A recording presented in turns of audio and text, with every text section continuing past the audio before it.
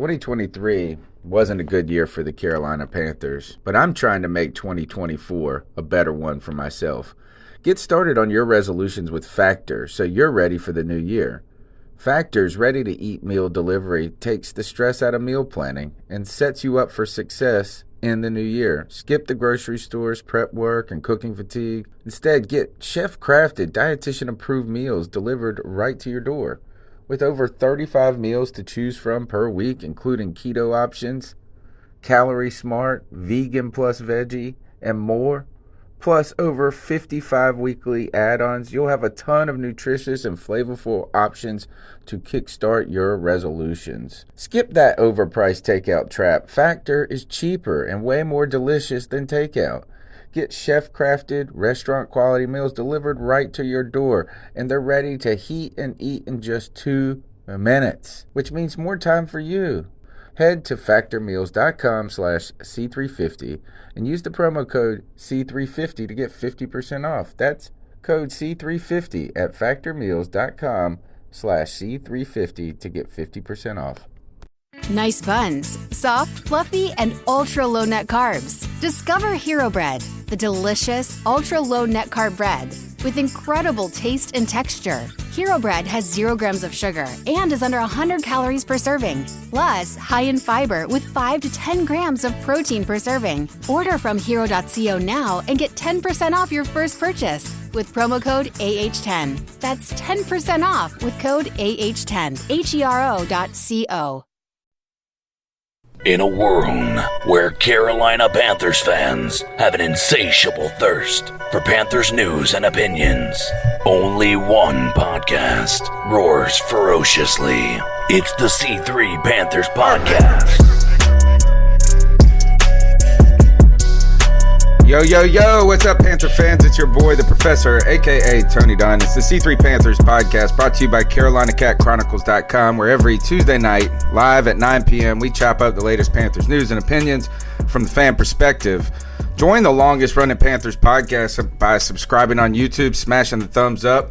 Check us out on Twitter at @cat_chronicles, and we're on all the major podcast platforms. Shoot me an email, CarolinaCatChronicles@gmail.com, or call into the Cat Calls line. The number is 252-228-5098. That's 252-228-5098. And tonight's show is Luke is a Panther scout and Carolina ditches longtime sponsor CPI. And we're going to be talking about this news with my homeboys in the house. Cody Lashney, your mic is live and hot. How you doing, my friend? Tony Dunn. It's another Tuesday night, and we never miss a Tuesday night, man. And, we have a little bit to talk about. It's kind of been dead. But it doesn't matter, man, because no matter if there's news, if there's all the news in the world, or if there's none at all, we're going to have the most lit Panther fans in all of YouTube in our chat room like we always do, man. Underground West, Joey the Blind Panther Esquivel, Sarah Taylor, Trill One, Tyler Duncan, Tommy Doc Martin, Tony Dunn. Ain't nothing to it but to do it, brother. Let's roll. CK, the Mad Gamer in the house, been streaming on Facebook over the last couple of days, and excited to see the reaction among those people. Glad to have the expert gamer in the house. I was watching you, and I play just yesterday, or this morning maybe, yesterday morning, and I was like, I think his character runs faster than mine does. So I think what helps is you can change the field of view on the PC, so it makes it look like he's running faster because you're seeing more go by him. Okay. But nonetheless, there is probably a little bit as well because I am able to anyway. This is not going to be really important to the people that are in chat and they haven't played the game, but there is a way to run faster by doing a slide and then double jump, and then getting up and then tactical sprint. But that may be what you see as well, because I am able to. Joe was saying the same thing when he was playing, if you were watching. Do you think you could outrun me in real life, though? Maybe for about 15 yards. 15 yards? Oh, we might need to do this. The C3, we're going to run 40s at this time? Yeah, 40-yard dashes. We're gonna have to. It's gonna be that Chicago Bears game if we decide to go to it. I'm deceptively fast, right? I am too, though. Shit. That's been my thing. I'm really good. I'm not gonna sit here and say I'm explosive, but I have a real explosive set of speed, and then after a second, my knees are like, nah, you're good. Sit down, please. We could use all the buzzwords. We're intuitive players. We're grinders. We're shifty. Yeah, we're intelligent. We're deceptively fast. Real lunch pail guys. Oh yeah, all the buzzwords that are sapped with the ideas of society. Yeah, and even just society in general, right? Guys, tonight's show is, I think, the 18th of the season. Go ahead and smash the thumbs up button on YouTube, guys. We're going to shame you right here. We go small faithful crowd tonight, about 15 people watching. We're usually this shows you how the dredges of sports news has become, right? The drudgery of sports conversation, because we were surprisingly able to keep the same amount of listeners all through this. And now I continue to think is just people need sports to continue to talk about sports. Yeah. I think we're hitting a wall of talking about sports that don't exist. Yeah, we're just talking about, hey, remember how fun sports were when that used to be a thing? Yeah. That was awesome. Do you remember those last moment games where the anxiety had you pacing around the room? I can barely remember it. Right? Yeah. Even though it's every Panthers game. Every one of them. Yeah. Cardiac cats. Comes down to the end. But yeah. No, I agree with you though, man. It's I don't know though. I don't know what you guys have been hearing, but I've kind of heard good news that everyone's saying that everything's going to be starting on time. September 10th, I think, is when the season's going to start, and everything's set to roll. I don't know what they're doing about crowds yet, but we'll have football at some point. It's still a long time away, though, man. I still think that. I still love that retweet you got out there about Matt Ryan's response. Oh yeah, did you see that, Cody? No. They were asking in, I guess, some sort of press conference about, how the season would unfold and how it would potentially be playing in front of fans who, or not fans, I guess is the thing. And even the idea of in the Korean baseball league, they have robot fans and crowd noise.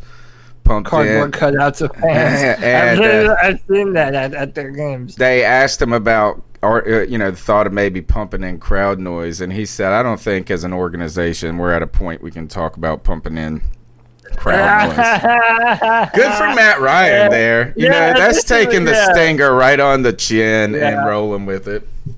But dude, okay, think about how many times Falcons fans have to go in their chats and see fans of other teams type 28-3. Especially if you're a player, every day of your life, you feel and see that shit. So, yeah, he's a veteran at this point, just taking on the chin. Yeah, I thought at one point the getting found out that you pumped artificial crowd noise into your stadium was about one of the most embarrassing things that can happen until that Super Bowl, right? And how they have to live with that. And I could not, I don't relish the human, mankind living with kind of cruddiness. I don't usually just like to gloat. But if there's one group of people that I'm not really offended by their misery it's the Falcons fans. That's right. Yeah, fuck Falcons fans. You know what? I've also had some of the worst experiences in my life with fans of football being Falcons fans. I can see that. As football is, we continue to hear. You said there is they're planning to have the season. All things go. It seems like we don't know what it's exactly going to look like. I almost feel like the NFL has just said we're having a football season no matter what. Let's not even talk about not having a football season. We will plow forward. But right now, we're kind of in a period where we should actually start to be getting some trickles of information about people showing up in the facilities. Whatever it may, the final rookies signing their deals, how potentially meeting with the rookies goes, whatever it is. And right now, even though facilities are open, I have not heard about a lot of teams just actually back to work in a normal capacity. Now, I assume they're doing their Zoom meetings. And do you think there's any limitations on how much they can do that? No, I mean, I don't think so. I mean, dude, I was hearing, like, I don't ever hear anything about the Panthers when it comes to shit like this, but the only thing I've heard is that Drew Brees and all the Saints have had millions of meetings, and while he apologizes to everybody for being a dipshit, and then you hear about, like, Baker Mayfield jumping in on other, like, running backs and wide receiver meetings and shit, but I haven't heard any news from the Panthers media about how many times they're doing meetings or how far apart their meetings are spaced or anything like that.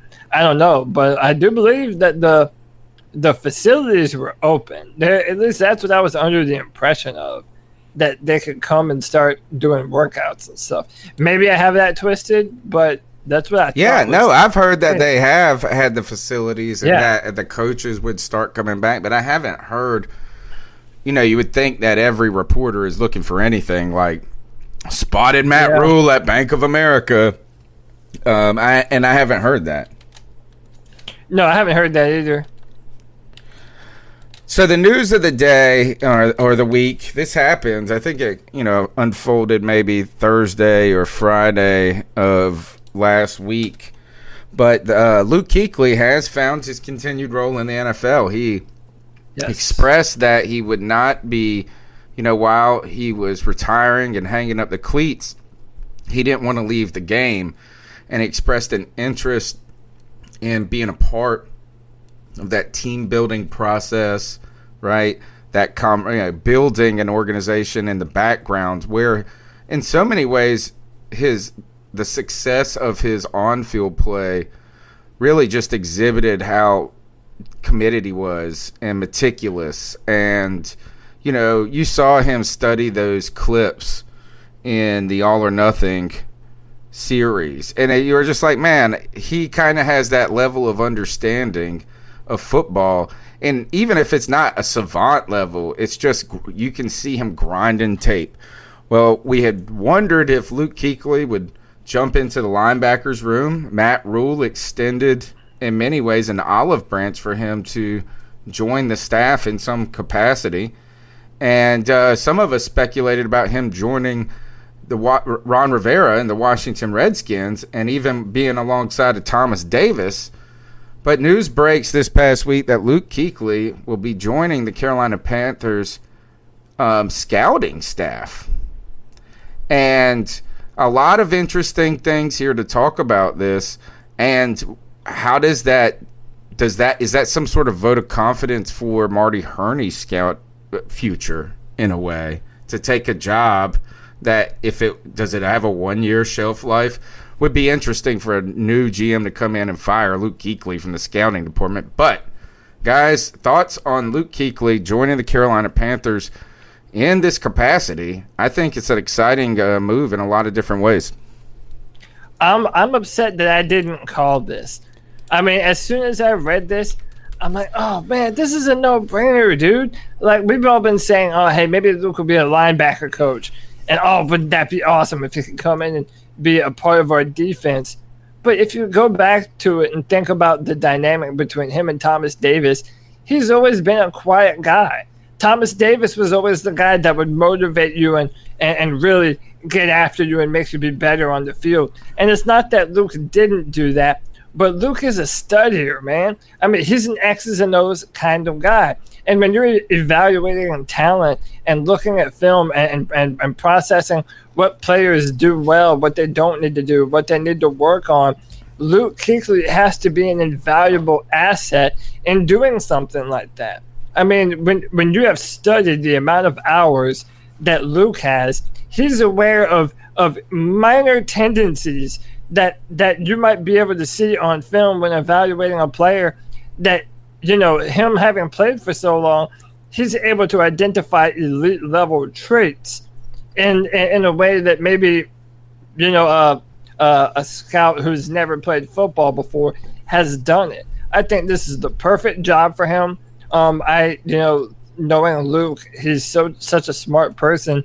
I imagine that he's trying to think, well, this is my future in football. Become an assistant, work my way up. I know that I can evaluate film, evaluate talent, and maybe this is the first steps to Luke Kuechly becoming a general manager one day. I said to you before the podcast, and Dan Morgan was kind of before I became a hardcore Panthers fan, but I know of him and I'm very aware of him and how his career was kind of cut short by concussions. I just think it's weird how similar their careers have kind of mirrored each other. A badass linebacker flew around the football field, concussions limited their career, and then they take their football processing talent to another area of the game. And I think it's awesome. And I'm happy to have Luke on as a member of the... Imagine how cool it would be if Luke Kuechly became the next general manager one day for the Carolina Panthers. That's a goals right there, man. We'll end up going to the Bills before that happens. Don't do it, man. Don't do it. CK, thoughts on Luke Kuechly joining the Panthers scouting department? As I think you guys have alluded to, it's it makes too much sense. Honestly, it really does. And I really enjoy the part of it that you stated earlier in the call, which was, or in the podcast, was saying before I think we were live, Luke's not the rah-rah guy. He's not going to be that guy who is getting everybody hyped up. He's not the Thomas Davis. He's not the the Gerald McCoy type of player, or Drew Brees type of player, but he is that intelligent guy who's going to I guess see the differences and I guess be able to acknowledge and recognize is the word I'm looking for. Recognize talent where others might not necessarily see it.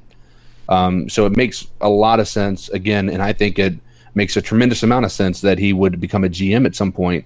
The problem is knowing the Panthers organization, it'll go to another place like with Dan Morgan and Brandon Beane and everybody. We tend to let the people that we develop leave, unfortunately. Yeah. We got Greg, the Bat Daddy 52 in the house. Greg, welcome to the show. Thoughts on Luke Kuechly joining the Panthers scouting department? What's up, man? Good to be back. Sorry I'm a little late. Luke Kuechly joining the Panthers scouting department. I think at face value it's an awesome idea, and I think it has the possibility to be fantastic. The only thing I worried about, and I don't know if any of y'all said this yet because I just got on, is a lot of times when you have a player who's one of the best at their position possibly ever, you could have said with Luke throughout his career, or if he'd have gone from his career, but definitely while he was playing, is they're usually not great evaluators of talent. Oh, not usually, but there are cases. I don't want to say usually because I can't say that. I don't have the numbers to back that up. But I know cases where a lot of times where you're some of the greatest at your position, you're just not a good evaluator. Michael Jordan, John Elway, players like that, they just don't evaluate because they hold people to such a high standard that, I don't know, I guess sometimes they maybe get fooled by flashes. They have aspirations of hope for people, but there are cases where it works out not very good. But I'm going to be optimistic about it. I'm happy Luke's still with the Panthers. That's the important part. And I think that it'll be a good thing going forward. I think so too. And don't you also think it has to do with personality types? Like, again, if you're like a Brian Bosworth type dude who's like crazy jacked and or an egomaniac, would be something that I would concern me. Yeah, Luke Kuechly is such an even keel guy, and especially like Tony was saying on the All or Nothing series. You see how tedious he is in his attention to detail and watching film. And so much of what scouts do is literally exactly that. I mean, I do it in sort of an amateur fashion for Draft Tech. When I find film, I do my best to find as much as I can and break it down. And it becomes fun. You really have fun doing it. and it's something that you kind of figure out that you have a knack for or you don't. You can sit there and do that kind of thing or not. And Luke Kuechly just seems like the perfect kind of person to be able to transition to that seamlessly and love that maybe every bit as much. Or maybe not every bit as much, but you know. I think the potential's definitely there. Go into the chat room, Chef Jeff Home Mycology. You can check out his YouTube channel and learn things about mushrooms. All right? Yeah. All different types of mushrooms.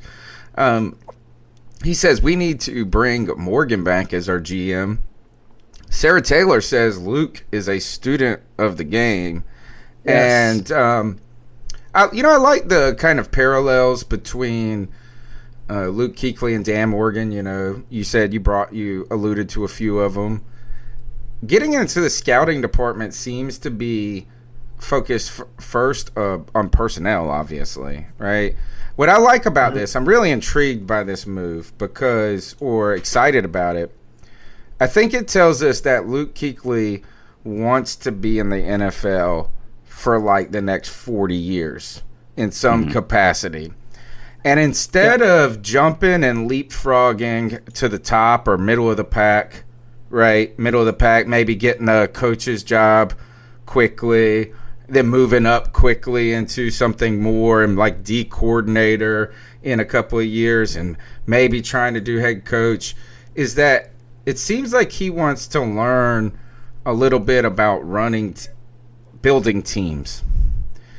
And you could see that he's going to make his bones a little bit, almost like a Gettleman type thing. You know, Gettleman's a scout for years that then inches his way up the ladder.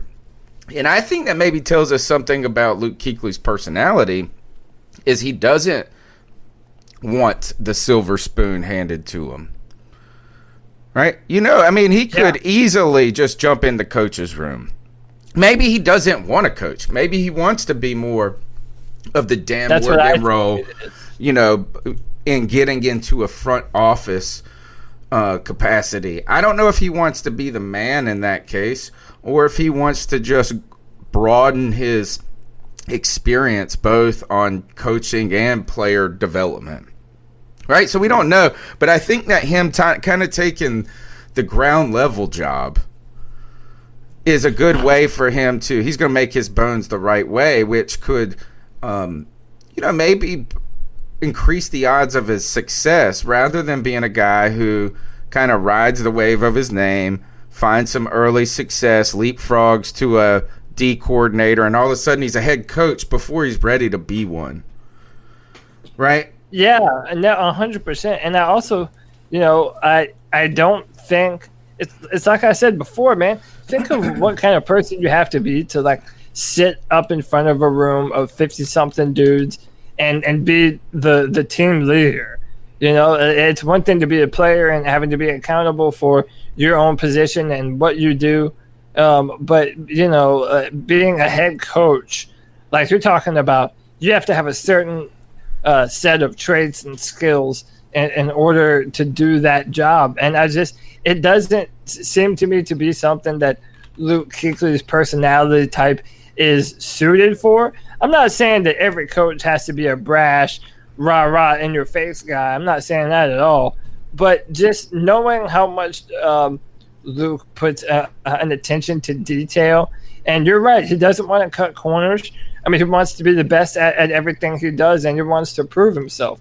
And that's what he's done his entire career in football. And that's why I think he loves football so much, because you get what you earn.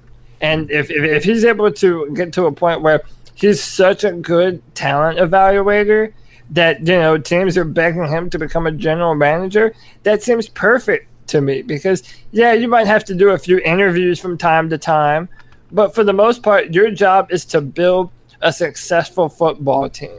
And you're really playing the game of the NFL general manager. And I just think that's something that Luke could in time come to love. You look at John Lynch, who's now the general manager of the 49ers. And I can say that in the past 2 or 3 years, he's probably been one of, if not the best general managers of recent history. He's done a fantastic job. I could easily see that being in Luke's future. Okay. Maybe he'll be the Carolina Panthers GM in a few years. I would love it, man. Imagine if we got to go from Marty Herney to Luke. Well, let me ask you, what's the youngest GM in the league? Like, when you say a few years, do you mean like even 10 years? He'll be what, like early 40s in his 10 years? Ooh, that's a good question. What he'll is be 38. Who is the youngest? 38. Yeah, he's close to 30. So I mean, would he be, if he say he was a GM in 10 years, which is relatively close? Would he be the youngest GM ever? Andrew Baird. Does that sound right? Baird? He is from Cleveland. Is it general manager? Cleveland, I think. Let's see. Because see, I thought that that was is reserved for older. No, that is right. How old is that dude? Meet the youngest GM. Let's see. What's this dude? What kind of name is this? Let's see, guys. This is crazy. Hold on. Got a weird name. Andrew Baird. Yeah, Andrew Baird. And I cannot find his age. Age, NFL, Cleveland, any other buzzwords that help me. 1979. Is that right? It says 41. This can't be right. He played soccer? No, that's not the right guy. I don't know who this guy is. Somebody can find it for me. The Philadelphia Eagles GM is like 5 years older than me. 6 years older than me. He might be the next. His name is Andrew Barry. Barry. That's the general manager of the Browns. Yeah. And he was born in 1987. He's 33. Wow. Wow. Okay. Oh, wow. So, that's interesting. That would fall right in line for Luke, man. If he could, for the next 5 years, just grind his ass off, and Actually, he might be the Eagles GM. How do you get to be a 33-year-old GM? How does that work?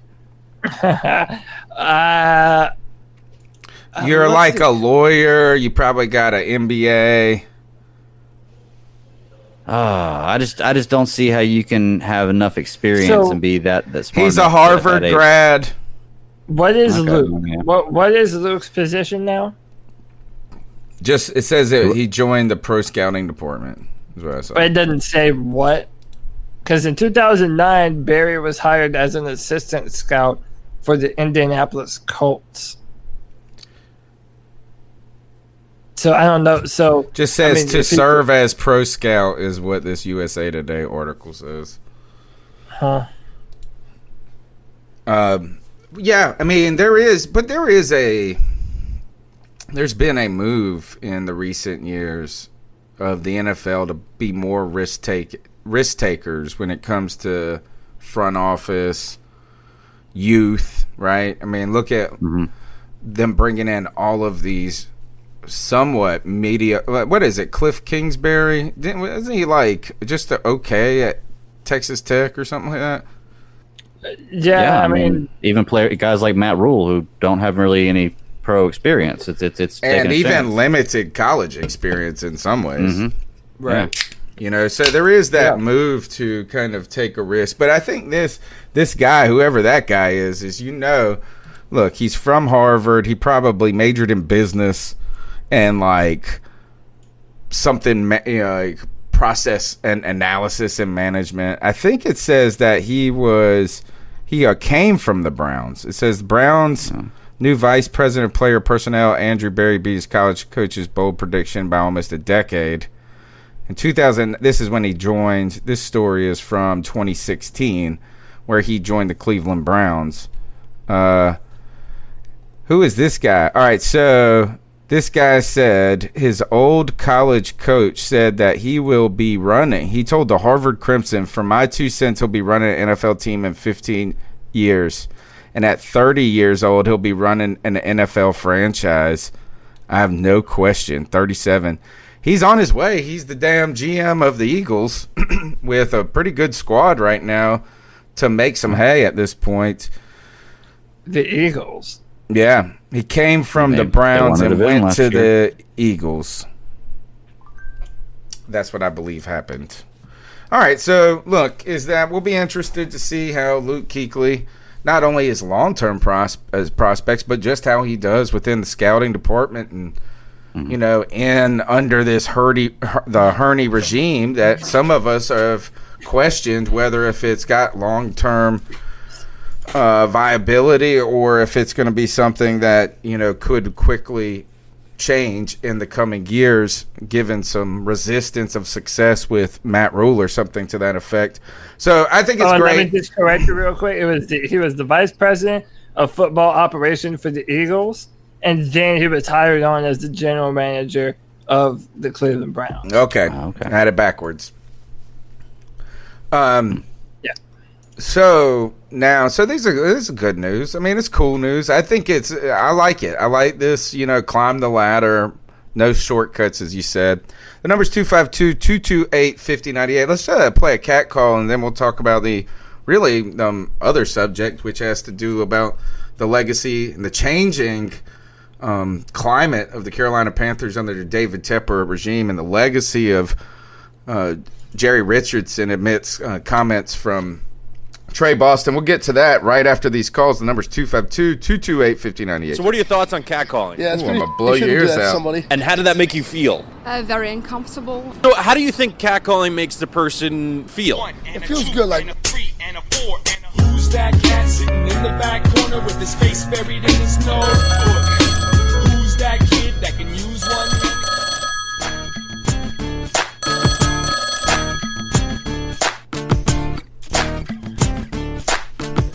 Hey guys, Joey the Blind Panther. I'm finally back What's up, in Joey? Charlotte after 2 glorious weeks at the beach that went by too fast. But, yeah, I noticed based on the title of the scheduled live stream that I know what happened with the whole CPI thing, and basically all the sports teams cut their sponsorship, but what I wanted to say in this new activism, so every time we go to like the grocery store, hell, even the subway station or light rail station, you see all those visual cues for the social distancing and all the one-way lanes and whatnot. And if you notice, none of them are accessible for blind people. None of them. So, like CK a few weeks ago when he said, I'm not going to wear a mask because of what the governor in Virginia did. We all know what happened with that. But, I said, you know what? Fuck it, I'm not following rules. I'm not following any of those rules. I'm not social distancing, I'm not wearing masks, none of that. Oh, no. Until all of it is accessible for blind people. And, by the way... ADA compliant social distancing is what we're calling this. All those people that, like big chains too, like Publix, Walmart, everywhere. I suck for not even thinking to do anything tactile. You can afford that shit. So, I suck. There's no excuse for that. What a good call. Anyway, the Panther growl guy you said about the Eagles the other week, I could do it. Listen. Wow, wow, wow. Great call there, Joey. Blind Panther fan. Talking about... Did he put a Panther on the phone at the end there? Dude, what the hell was that? He's going... Yeah, that's crazy. So thanks for the call, Joey Esquivel. Stay safe out there, and I'm with you, man. I'm tired of rules. Like, I feel like I live a life of just rules, but we do our best as we try to be respectful of people. I try to mind my own business, try not to share too much, even though I do this silly podcast. So I'm like, I'm trying to not share my opinions about politics as much, about this and that. And what do? I have a damn podcast. It's like the stupidest. I really need to just go off the grid and just go live in the woods.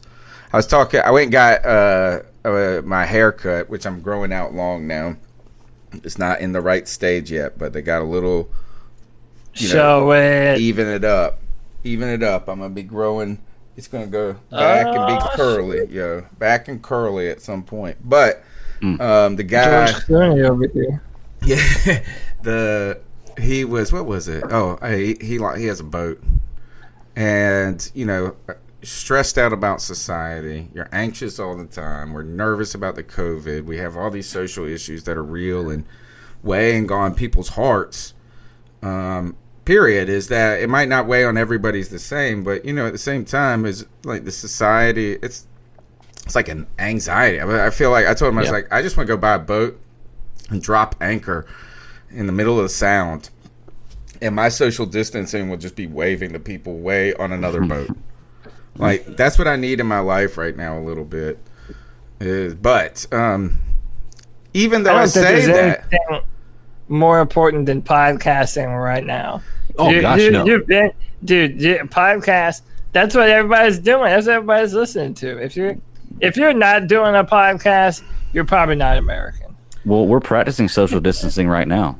We're hanging out. We've been ahead of the curve on this. Yeah. We've been ahead. We've been doing this. And why I say that on one hand, one place I always feel great and I do relax the most is hanging out with you homeboys. Even if we talk about heavy stuff, like me sitting here on the computer, hanging out with my friends, talking with people in the chat room is therapeutic for me.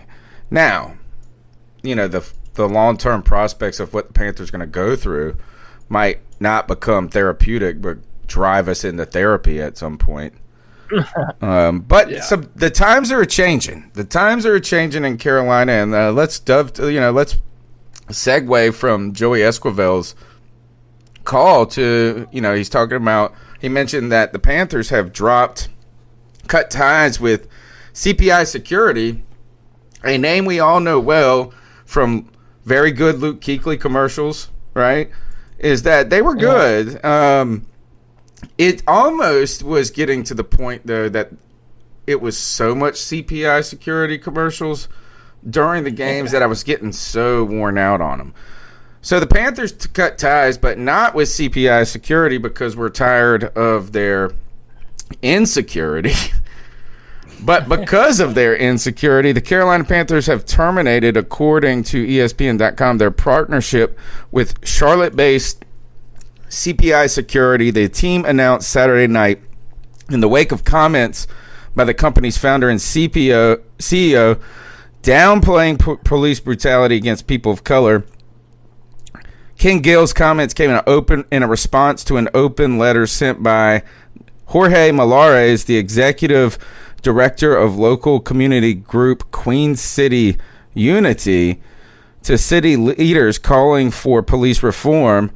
So somebody out there, this Jorge Malares, who's head of this local community group, is doing what you're supposed to do at this moment, right? If you're a local community group and your whole local community is concerned about the relationship between police and people, and specifically police and minorities in America. And the guy responds back to this homie, and he says, "Please spend your time in a more productive way. I challenge your statistics." And then he went on to say, a better use of time would be to focus on the black-on-black crime and senseless killing of our young men by other young men. So, the CEO of this security company, who has probably in some ways tried to peddle fear at some point, right? Don't be scared. We got CPI or whatever. Mm-hmm. Just victim shamed somebody, right? Isn't that what they call that? Like when someone gets raped and then you like make it their fault. Blame them. Yeah, they were asking for it. Yeah. Victim shaming. So he said, quit your complaining and get to fixing up your own problems that have no relationship to me, is what King Gill said. Right? Isn't that what that says? Is like, yeah, society's problems are not related to me. This is y'all's problem. Get over it, you whiny people. I almost thought he sent this. I'm even surprised he sent this publicly. It sounds like something that you would send internally to like an employee. And that's what he's trying to say now. So, of course, everyone's canceling their Well, that's CPI just as bad, though. of this. Yeah, I know. So, he's sending out all these apologies. And, it was rushed, and it's not really what I meant. All this horseshit to try and, save face. But, look, it's a lot of the people that are trying to put devil's advocate are saying, oh, well, what? Does he not have free speech? It's the same thing like when Drew Brees came out and said his shit. Oh, but does he not have free speech? Does he not have the right to say that? And as an American, you have the right to say whatever the hell you want. Oh, he did. The right to take the backlash. But you don't have the right to be immune from whatever consequences your words have. So whether or not you believe any of that shit or not, it's like, dude, you picked a moment in time where every single country, every single state and city has some form of protest going on. And you not only did you say the wrong thing, but you spouted the exact talking point that is like that goes against the movement that's happening right now. So it's like, dude, I don't feel bad, man. It's like your words carry repercussions, and I kind of think that people are just showing themselves. Like, don't believe someone when they tell you who they are. Believe someone when they show you who they are. So, and I think that right now a lot of people are showing you who they are. That's what I think. It sounds like a Facebook comment. It sounds like something that you would like. You see, like someone say to their from their uncle on your page. You post an article. Not necessarily a major leader of a company addressing a activist group, right? Yeah. The other thing I think that this kind of, and we're going to, Trill One says, did y'all see the Sports Illustrated article that said Jerry Richardson restricted players from protesting? We're going to dovetail right into that next, because it's just related, to the fabric of things. And here's the problem is that it's comments like these, and look, there's plenty of comments on the other side of the political spectrum that do the same thing. So it's not in one person doing this. But what these things do is they tend to polarize the conversation and polarize people's perspectives. So instead of, helping to find common ground, they're pushing us farther apart. And because what I would say is that even if you are concerned as an individual about crime rates among African Americans and urban problems in America, however you want to phrase whatever you're trying to say and imply, in this case, this guy, is that it seems so tone deaf in the moment, where there is no consideration that there could be any validity to another perspective. Let me give you an example of this, is that my water bill over the last year has tripled, right? It's tripled, and it's consistently been the same since September 19. My wife, who pays the bills, every now and then bitches to me, and she says, and our deal is this, is I'm the one that calls and complains, she pays the bills, right? So if there's a problem, I get on the phone, we work it out, because she thinks that she can be very abrupt. And don't worry, I'm abrupt. So I'm talking to the lady on the phone, and I'm like, look, this is, we're the same family of 5. Yeah, there could be an increased activity, but I don't see any evidence of water leaks, right? Like, there's no toilets that I see running or hear running. There's no running faucets. I don't see any water in the ceiling or anything like that. And she goes, well, it's got to be some sort of leak or something like that. And I said, well, okay. So say I call a plumber out here and they say there's no leaks, right? What's the next step? And she goes, well, the meter's read right. So it's like, I was like, is there any way the meter, and just in any possible world, could the meter not be functioning properly? And she was like, no, it's reading right. And I was like, I'm not saying it's wrong because I don't have any evidence really, but like, how can you be so certain Right. You haven't even looked at it. And you're saying it's right. Yeah. So I think that this type of comment does that. Is that, hey, you might not have to agree wholeheartedly about the way people feel and act and respond, but we go a lot farther in the world by showing a bit of empathy to our fellow man first, before we then go about and tell them how much our perspective matters more to them than theirs should matter to them. And that's what's kind of, problematic about this, is that it just kind of galvanizes society. And we clearly know is you might be Blue Lives Matter all day long and be yelling that in the midst of this moment, which I don't think that that's the wisest of moves, even if you hate what's going on. But you don't have to be a jerk about it at the time. And, I listen to my local congressman, or our congressman, or my congressman. His name is Dr. Meg Gurfee. I will not call him by his real name. I call him Meg Gurfee because he didn't know in this moment, while he was on the radio, George Floyd's name. Right? Is that you're a congressman at this point, and the whole world, in our world, is, seething with emotions. And you don't even know the dude's name. Everybody knows that at this point. Right? And so I call him Meg Gurfee because I will not know his name until he learns that name. Right? But it's just, he was just so tone deaf. I don't want him to agree with me.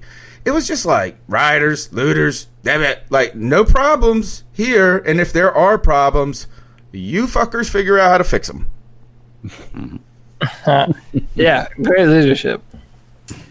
So they cut ties with CPI security, which then leads us to the other discussion. And, I did want to bring this up too, Cody. You were talking about you don't feel bad for the backlash. Is we shouldn't if we continue to spout that hyper-capitalistic love America mantra that we have, because, Cam Newton said that it was interesting that females talked about routes, and he lost a $4 million sponsorship from Oikos, right? Wasn't that what it was? Something like that. Yeah, Oikos. Mm-hmm. But people aren't, are they like, were people crying? I mean, yes, us fans of Cam Newton were crying here, but are there any real fans of CPI security? Like, come on, man, he's a good dude. They keep us secure. To be fair, I don't think we have them up here, so more good riddance, I guess. I say simply safe. That's what I would do if I had it. That's what I got. You been happy with it? Or we already know it, don't we? We've done the ad raids and we've talked about it. Yeah, man, I enjoy it. Free man. ads for them right now. Yeah, for sure. Since we're giving CPI ad in its own way, their name. But isn't it just kind of funny that, like, okay, so if you're the owner of CPI security, you probably like the false notion that, white neighborhood, you need all the protection you can get if a minority moves in, because you never know, they might bust your door. That's what I was trying to say earlier. Running off all these false narratives that, like, these built-in fears, like, they literally profit off of that shit. So, again, man, listen, make your own. By the way, if you're looking for a home security system, you shouldn't be making your decision based off, hey, I wonder who the Carolina Panthers are partnered with. Like, yeah, but branding, dude, branding is so powerful, right? Mm-hmm. It just is. You didn't really make your decision because you did. You just didn't know it. It's just you had heard CPI. You'd heard it. And it's just imprinted. I was reading something recently that you have something like 30,000 brand impressions a day.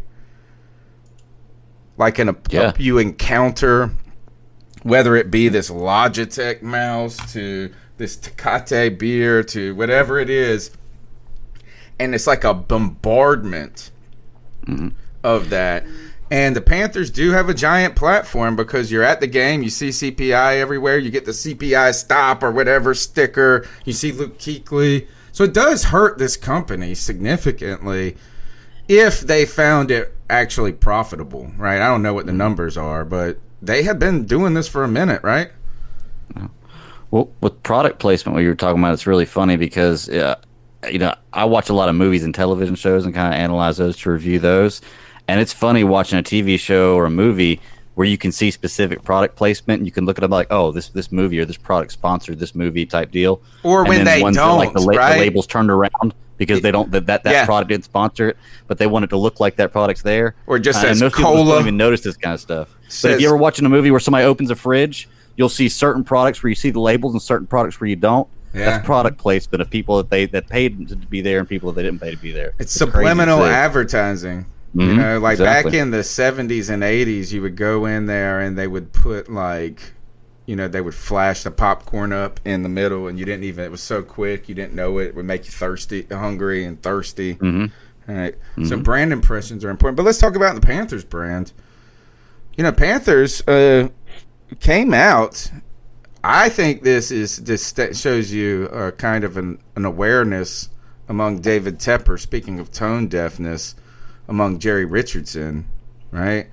Is that in the past, this would have happened maybe with Jerry Richardson, which we know he has his own history with his own company at Denny's and some different things that, they settled some lawsuits for discrimination and various things in the past. He didn't go out on the most cleanest of notes either. But, I think Jerry Richardson would have tried to see if this blew over. Instead, the Panthers immediately cut ties with CPI Security and then followed the Charlotte Hornets, the Charlotte Knights, every team associated with CPI dropped their sponsorship. And that shows you how important this was to their business model. What do you think this reflects, Cody, about the changing temperament? And go ahead and introduce the Trey Boston story while you're at it. Yeah, so Trey Boston did an interview with Ian Rappaport on Ian Rappaport's podcast, and he said, and listen, we all knew this, he's just confirming what we've known all along. But Jerry Richardson in 2016, when all the protest hullabaloo was just starting with Colin Kaepernick, Jerry Richardson told all the players not to kneel. You're not allowed to protest. You're not allowed to go protest.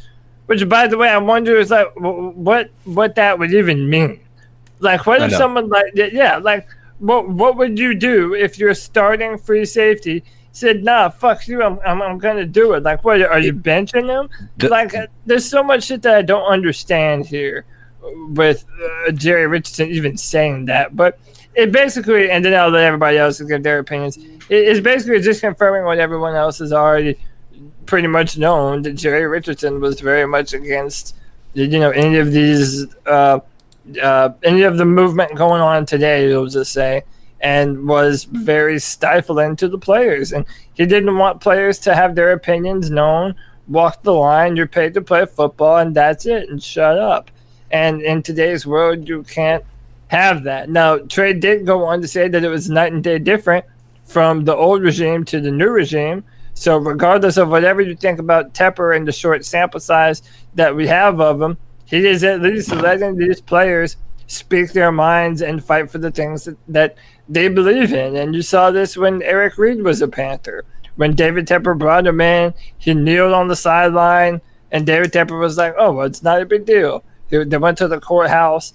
So I am glad that, they still have to prove a lot on the football side, but from a right side and, being on the right side of history, it does seem like the new Panthers organization is much better than what we were working with.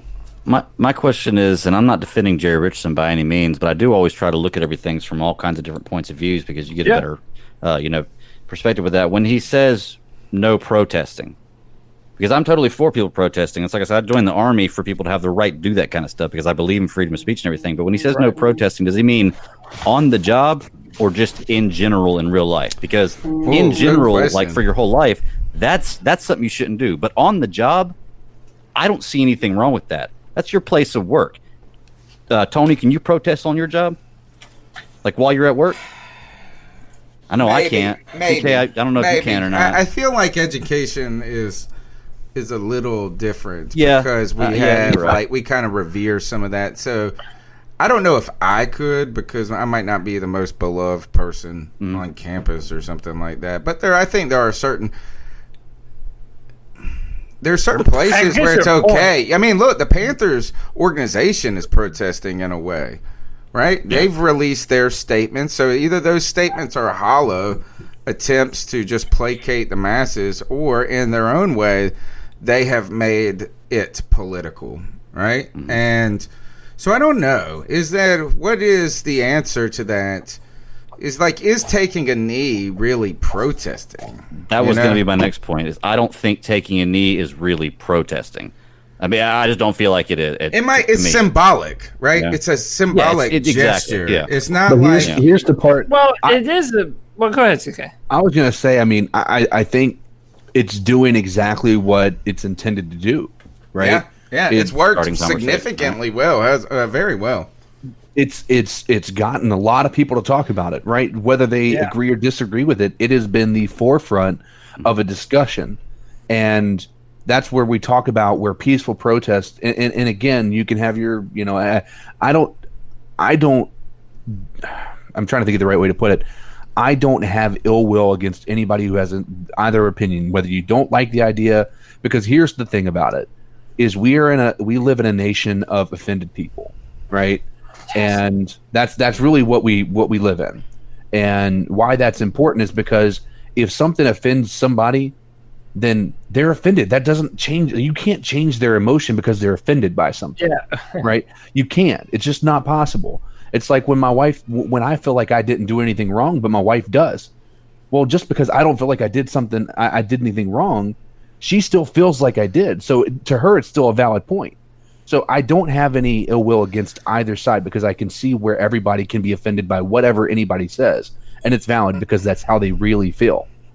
But the point of peaceful protests is to get everything. Like, a lot of people think peaceful protests do nothing. Well, that was one of the most effective peaceful protests in the history, right? Because everyone was talking about it. It's visual, it's high profile, it's symbolic. And I think the question is tough to answer, Greg, that you pose. I think that, the question of being in a private corporation, an employee, there can be restrictions that seem reasonable for employers to put on employees. But at the same time, labeling certain things as a protest might be a little bit, playing into your own position, not your position, but if you were the head honcho calling it, what if you wear an American flag lapel? You're making a statement, you're making a patriotic statement. You wear the pink for breast cancer awareness. You can say you wear a rainbow something on whatever, gay pride or whatever the appropriate LGBTQT. Even a tattoo could be a permanent. Right. It's like a statement. So I think that the kneeling, to be honest, was a gesture that was within the confines of the rules for players. Mm-hmm. And by the way, and I think you should be able to do that, right? You're not breaking any rules. The very nature of a protest is to make you feel uncomfortable. I mean, that is the very, I don't know if protest is the right word. I don't know if taking a knee is protesting. You know what you really are? It's activism is really what it is. Well, it is, but aren't those kind of one and the same? I mean, to protest is to be an activist, and you're fighting for something. Like they're kind of one and the same. They are, but that's kind of like saying that because I played a basketball game, I'm a basketball player.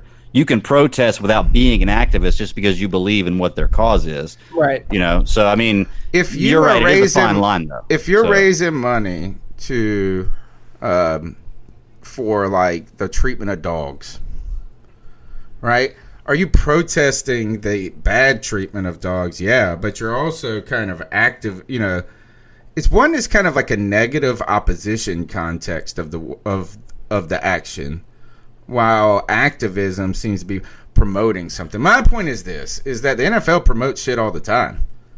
They're activists all day long. Mike Vick with the dog thing, all of a sudden it's AP, whatever, I don't know, whatever the letters are, for analysts. SPCA, Yeah, all that mess. Yeah. That's all over the place. And one final comment my wife did say this, and we're gonna kind of trying to pivot this conversation a little bit. Is she said she's like the liberal woman on fire at the moment, and she was like, anybody, you ever heard someone when they say let's raise money for colon cancer awareness and this and that someone goes, well, don't you know there's other types of cancers out there and all cancers matter? Right. So this is like, the answer is don't be a dick in life. All right. That is the answer. So, Boston says he says that he feels more comfortable in his own skin. Somebody put a good comment in the chat room. Tommy Doc Martin said, on a football note, Boston has the opportunity to finally be the star of the defensive backfield. He can talk, but he needs to be as good as we know he can be.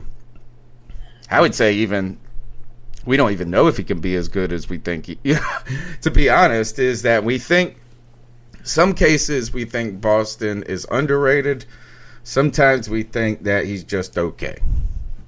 Yeah, I think one of the big knocks on Boston has been his unwillingness to tackle.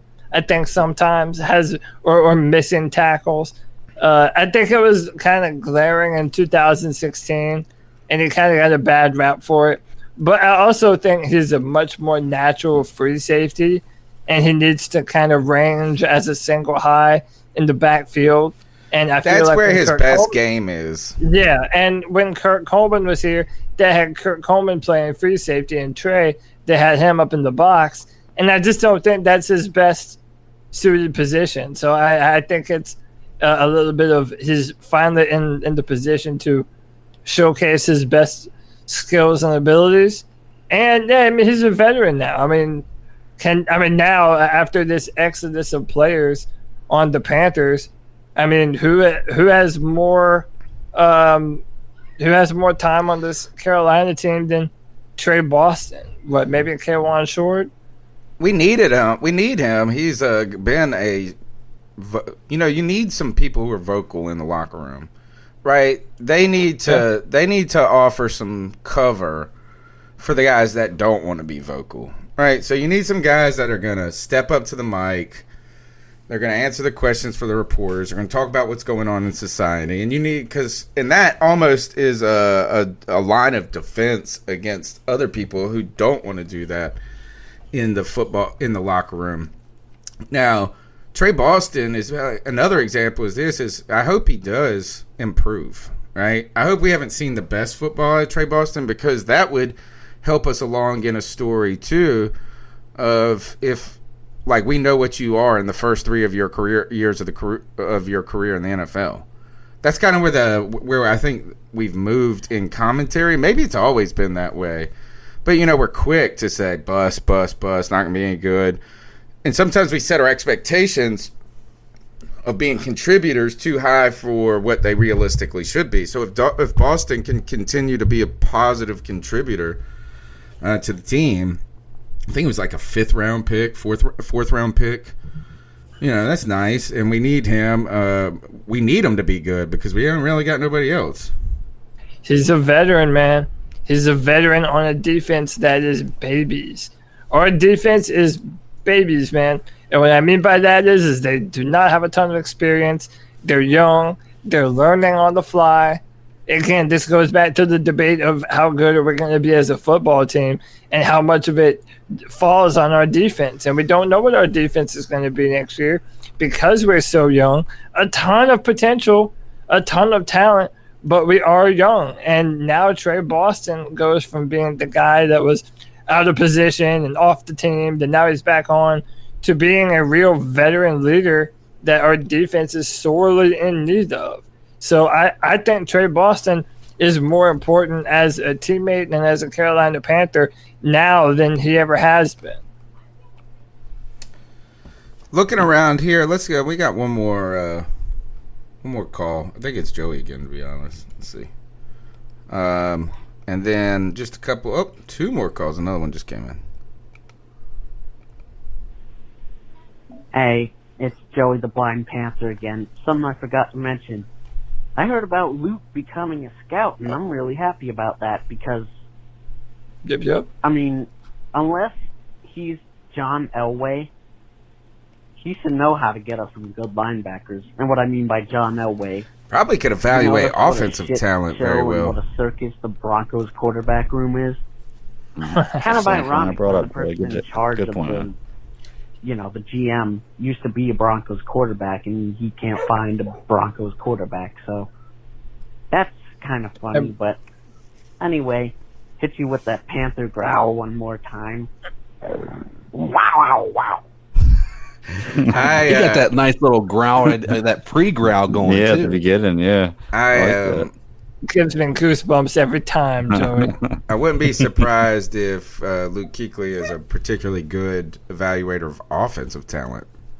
Oh yeah, that's what I think, honestly. Because yes, he's getting the defense ready, but his film study is of the offense. Like that's what he's reading.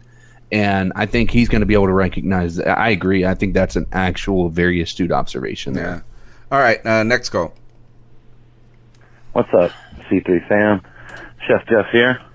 What's up? Love the news about Luke Kuechly coming to Pro Scout. Definitely glad he came here and didn't go to Washington. I knew he was going to be a coach. I was hoping it would definitely be here. So that's great to hear. Not really much other news going on, really, except for all the craziness, obviously. Let's see. Oh, ice up pick. Let me go and do an ice up pick since I got it on my mind. Okay. Can we ice up the Joe Rogan podcast for taking that $100 million deal from Spotify?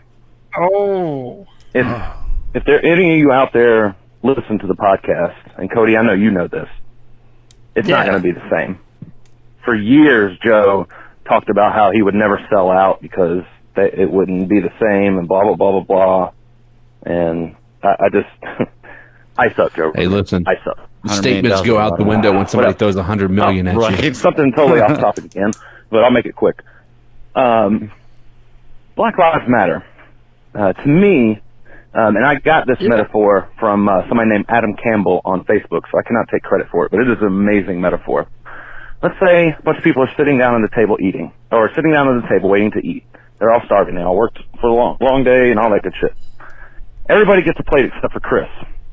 Chris stands up and says, Chris deserves to eat. Everybody else stands up and retorts at him, everyone deserves to eat.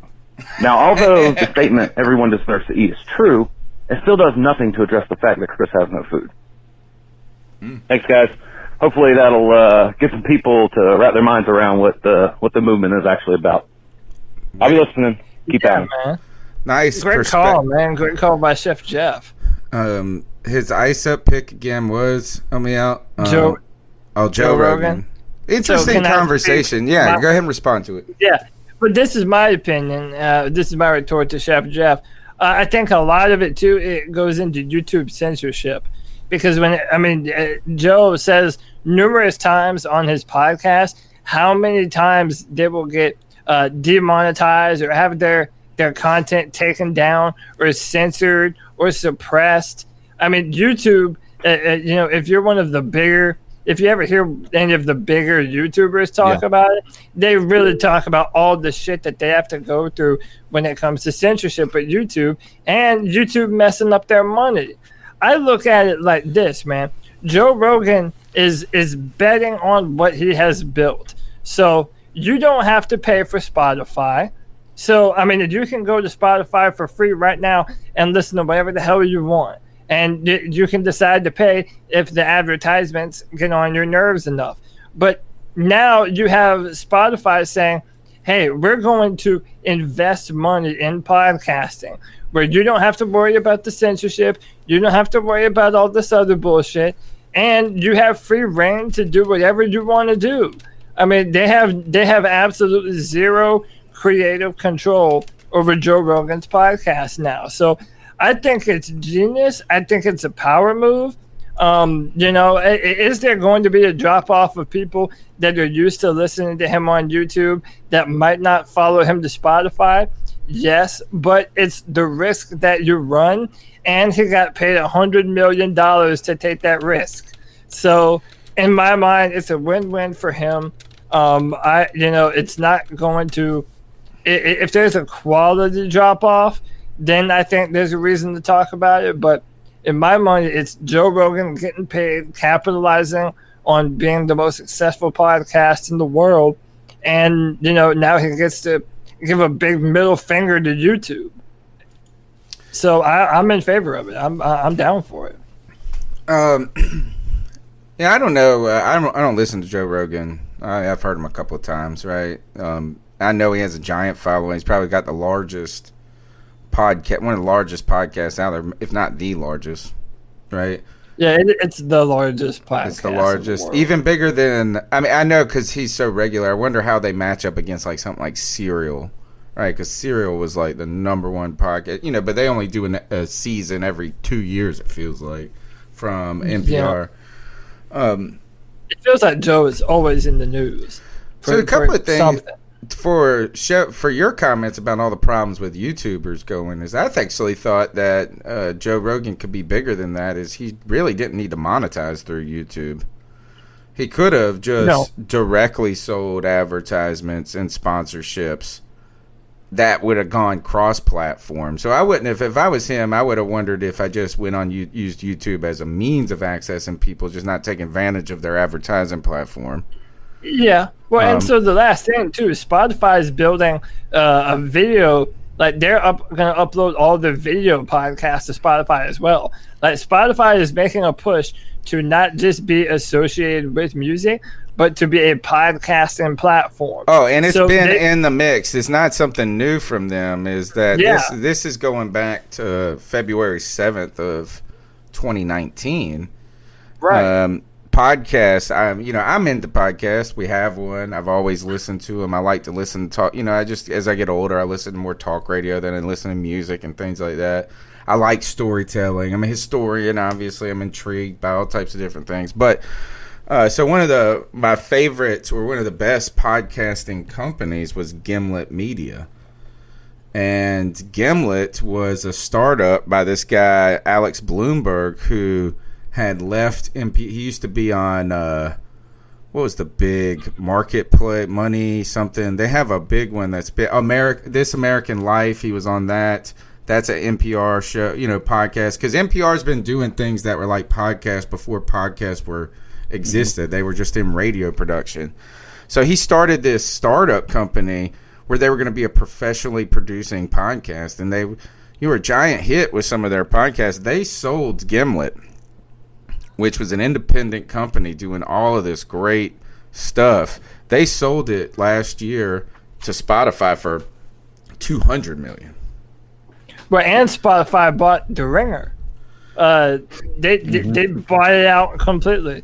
So it's like they're really making a huge push to be. They're going to try to overtake iTunes, man, is what they're trying to do when it comes to the podcasting world. Like you said, it's this diversifying beyond music. And I want to liken the Joe Rogan acquisition, potentially to Howard Stern's acquisition in Sirius Radio, because you bring a name that brings a follow, like a cultish like following to you, and on top of that, they're into the things you're trying to do as a company. Right, so the people who listen to that are into podcasting. They're into the types of things you're selling. So you're all of a sudden going to bring like 1 million people onto that pod, and then that's they think, is going to spawn more growth that they can springboard from. And it's the easiest thing in the world too. Like, I have Spotify on my phone, on my computer. I don't use it. I use Amazon Music. And that's another thing. Like, think of how many people are fans of the Joe Rogan podcast that maybe they don't have Spotify. Yeah, but like if I want to listen to it, that's where I'm going. It's a free download. And so the last thing on the YouTube bit, like, if you ever watch a Joe Rogan's podcast, so much of it is, hey Jamie, pull up this, and this, and they'll bring up a video or a sound bite or a clip, and they can't even show it on YouTube or on the feed because they could get taken down. and have all kinds of copyright shit. So in my mind, that's removing all of that I can see by that. going to Spotify. And Joe Rogan's betting on himself. I have this crazy fan base of listeners. All I have to do is get them to download an app that more than half of them probably already have. And it's for free. I think it's a baller move. Jeff says he doesn't believe that Spotify would invest $100 million in something they can't have input on. And even though I see that, I kind of think that Joe Rogan's the type of old crotchety motherfucker that's just going to stand by his guns, and he's just not going to let someone else tell And him how you to run would, it. in some ways, though, you would lose the very thing that makes him valuable by doing that. That's what Howard Stern went to, whatever it's called, satellite radio, and he received more freedom. Yeah, a lot more freedom, I think. You know, they used to 'Cause you have don't have the Opie and safety Anthony. What was the other? Opie and Anthony was the radio show back. They're the guys that got fired all over the place when they were on the radio. So podcasting doesn't have the same rules that some other platforms do, particularly like radio. So I'd be interested to see how it goes. I don't even know if I'm interested in Joe Rogan's podcast as much as, like you're saying, what this is really the power play by Spotify to, is that they thought maybe that they recognized that the music industry was not the way people are streaming music and different things. There's different ways that people aren't going to pay for Spotify, Amazon, all of this. So you got to find some way to monetize Spotify without making it subscription based only is where your revenue comes in. And this is going that way. They're becoming a media entity. And to be honest, you know who really has missed the ball on this, who's had the dominant infrastructure, is iTunes. Well, and they've kind of just been the default player, right? Yeah. Because that's everybody uses iTunes. Download. Like, they were the first ones that made it easy, I guess, to put your podcast up. Right? But, like, I don't own an Apple product. So, like, I couldn't, I didn't access my podcast. But so many, they were a dominant powerhouse. And much like I've been icing up, like, Google and Skype and stuff like that, is that you can see Spotify is trying to figure out their future. And it's in this podcasting platform is a big part of that media delivery. Well, and, you talk about how, Spotify has to get into the game like this. It's just like with streaming services right now, what we were saying before. There's always the one that starts it out that breaks the mold, and then everybody, and for a few years, they're on top of the game. Then eventually people start to figure out that formula, patents run out, and everything kind of falls into that same kind of place. It's like with phones. When cell phones first started coming out, there were a bunch of different types of phones that had a bunch of different types of features, and you would go to this phone for this feature and this phone for this feature. Now, every phone is pretty much the same. It's just what product you're loyal to. Or you look at Netflix. All streaming services are kind of going after a Netflix model. You look at superstores are all going like after a Walmart model. There's always that one that breaks the mold, like iTunes did with this podcast, that eventually everybody's going to catch up to, and eventually you're going to get basically the same product from other people. They get too comfortable a lot of times, the ones that find that early success. I was thinking of Sears. I just drove past the Sears that's bankrupt and closed in our city now. And as you look at the immense success that Amazon, which started as an online used book retailer, has become, right? Yeah. Is that, who really we should be ordering all our products from on our doorstep, free delivery and all this? Is Sears. Post office. Sorry. Well, Sears had the infrastructure of the product delivery. The Sears and Roebuck catalog is like 120 years old. They've been in this model. They just didn't learn how to do it with the internet. Yeah, I do think kind of the underlying trend here is when things change, you have to be able to change with the times. And just how Howard Stern said, "Hey, in order for me to better utilize my voice and my and the effectiveness of my show to react with people, then I want to be on a platform where I'm not so held down." And you look at the future and the way things are moving. We already said earlier on this show how important podcasts are, and they've become so ingrained in people's lives. I mean, how many cat calls have we gotten about people that listen to this show when they're driving or just doing whatever, work during the day?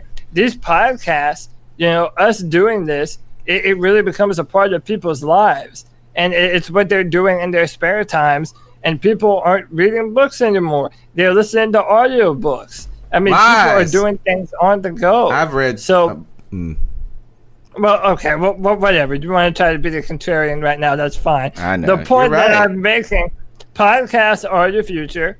Joe Rogan is the king of podcasts. And podcasts are the now, to be honest. I don't even think they're the future. I think they've taken over for sure. And they're both. Yeah, what's interesting is it happened then. Yeah, I think it's happened a while ago. I mean, within the past year, I feel like podcasts have become the as you said, the king of the I guess content absorption, if you will. And I think the quarantine has added to that. But I think a lot of people are really wanting the video component currently, and that's where I think that the YouTube aspect of things really helps. If it's just an audio, there's not a lot of people just sitting down on their couch with a TV in front of them watching, or listening to just an audio. Sometimes I find that freeing though, so I can actually do other shit. Yeah, no, and I agree. Like if I'm mowing, absolutely, like that's fine. But people aren't driving as much. That's when I would listen to my podcast more than anything, was when I was driving, and I think we're starting to get back to where people are driving. But that was one of the things that. And like Cody said, they're going to probably expand the video, right? They're recognizing too. And really what you should just do is duplicate all that content, just like we do. We're doing the video, we have the audio.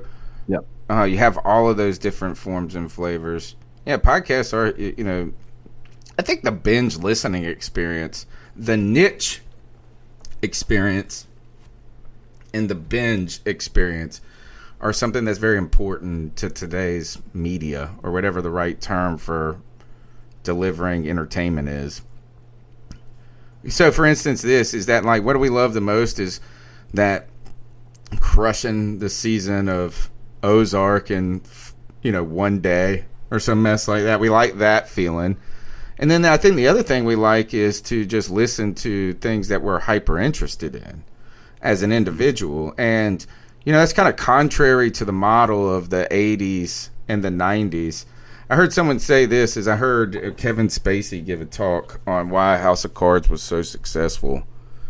And had the writers were secured like an entire season without having to try pilots. They were talking about the limitations of what pilots do.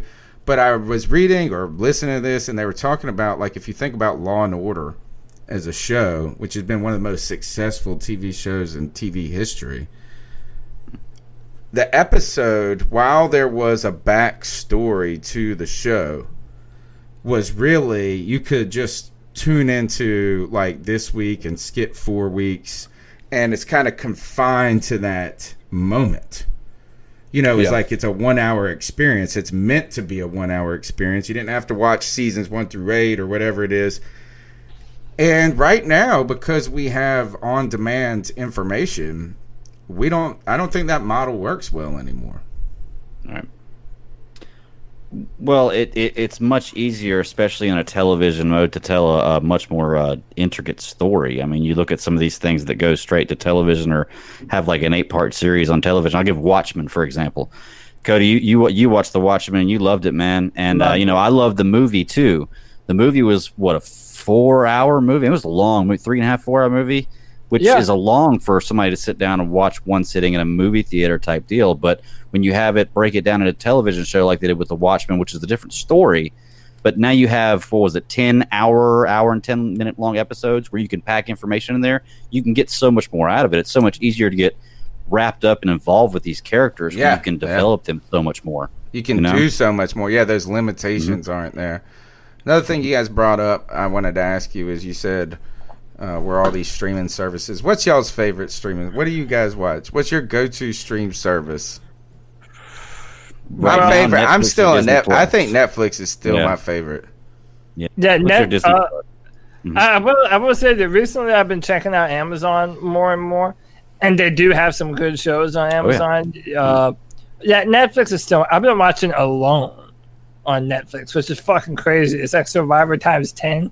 They drop off 10 people in the Canadian Arctic, and they let you survive until you're the last one left.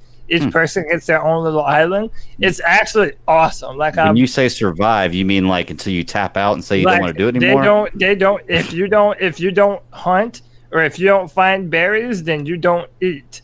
Like you're dropped off in like a remote part of the Arctic Canadian wilderness, and you're around moose and bears and all kinds of shit.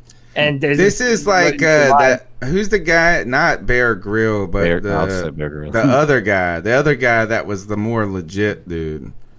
Crocodile Hunter. No. There was one guy that did, and he would go and try to like live like a week somewhere, and like he did it one time in a raft. And they had boats that were kind of trailing him the whole time. What was the name of that show? It was pretty good. The one thing is I like the bear versus whatever Bear Grylls, bear versus wild, whatever it was. But one thing it was meant to be dramatic. So this other guy, I remember this, is the difference between the two shows is that Bear Grylls would climb that mountain to get one little tiny egg. Yeah. And what was interesting about this other show, what was the name of it? The guy looked up and he saw a bird's nest and it was like up on a cliff, and he goes, that would expend too many calories to be worth it. I'm just going to lay in the shade. I was like, that motherfucker's trying to survive. That's what they do, because like a lot of the people on the show, like if they're not able to kill something, they have to set traps. Like they're all survival experts. And they set traps. They know how to build shit. They know how to build fishing lures, all kind of shit. It's actually, and I'm normally not into that kind of stuff. But this show, it's like genuine, real, legit Survivor. And I'm like addicted to it. It's on Netflix. Apparently there's been like 5 seasons, but Netflix only has... just finding it out. Yeah, they just put it on Netflix, and I'm addicted to it. So you weren't a big naked and afraid guy? Why do they have to be naked? I don't understand that part. Why can't they just be afraid and barely dressed? Dude, I always thought it would be so... afraid and scantily clad. Dude, what happens... Dude, imagine having that many mosquito bites on your dick. Oh, like, God. I can't even... is miserable, bro. I would just roll in mud like Arnold Schwarzenegger did while he was hiding from the Predator. Here, you want a cool show like that, guy that should have made it, but this shows you the limitations of some of the cable TV. There's this cool show. Go back and watch. It's kind of reality-based kind of challenge show, and it was called Colony.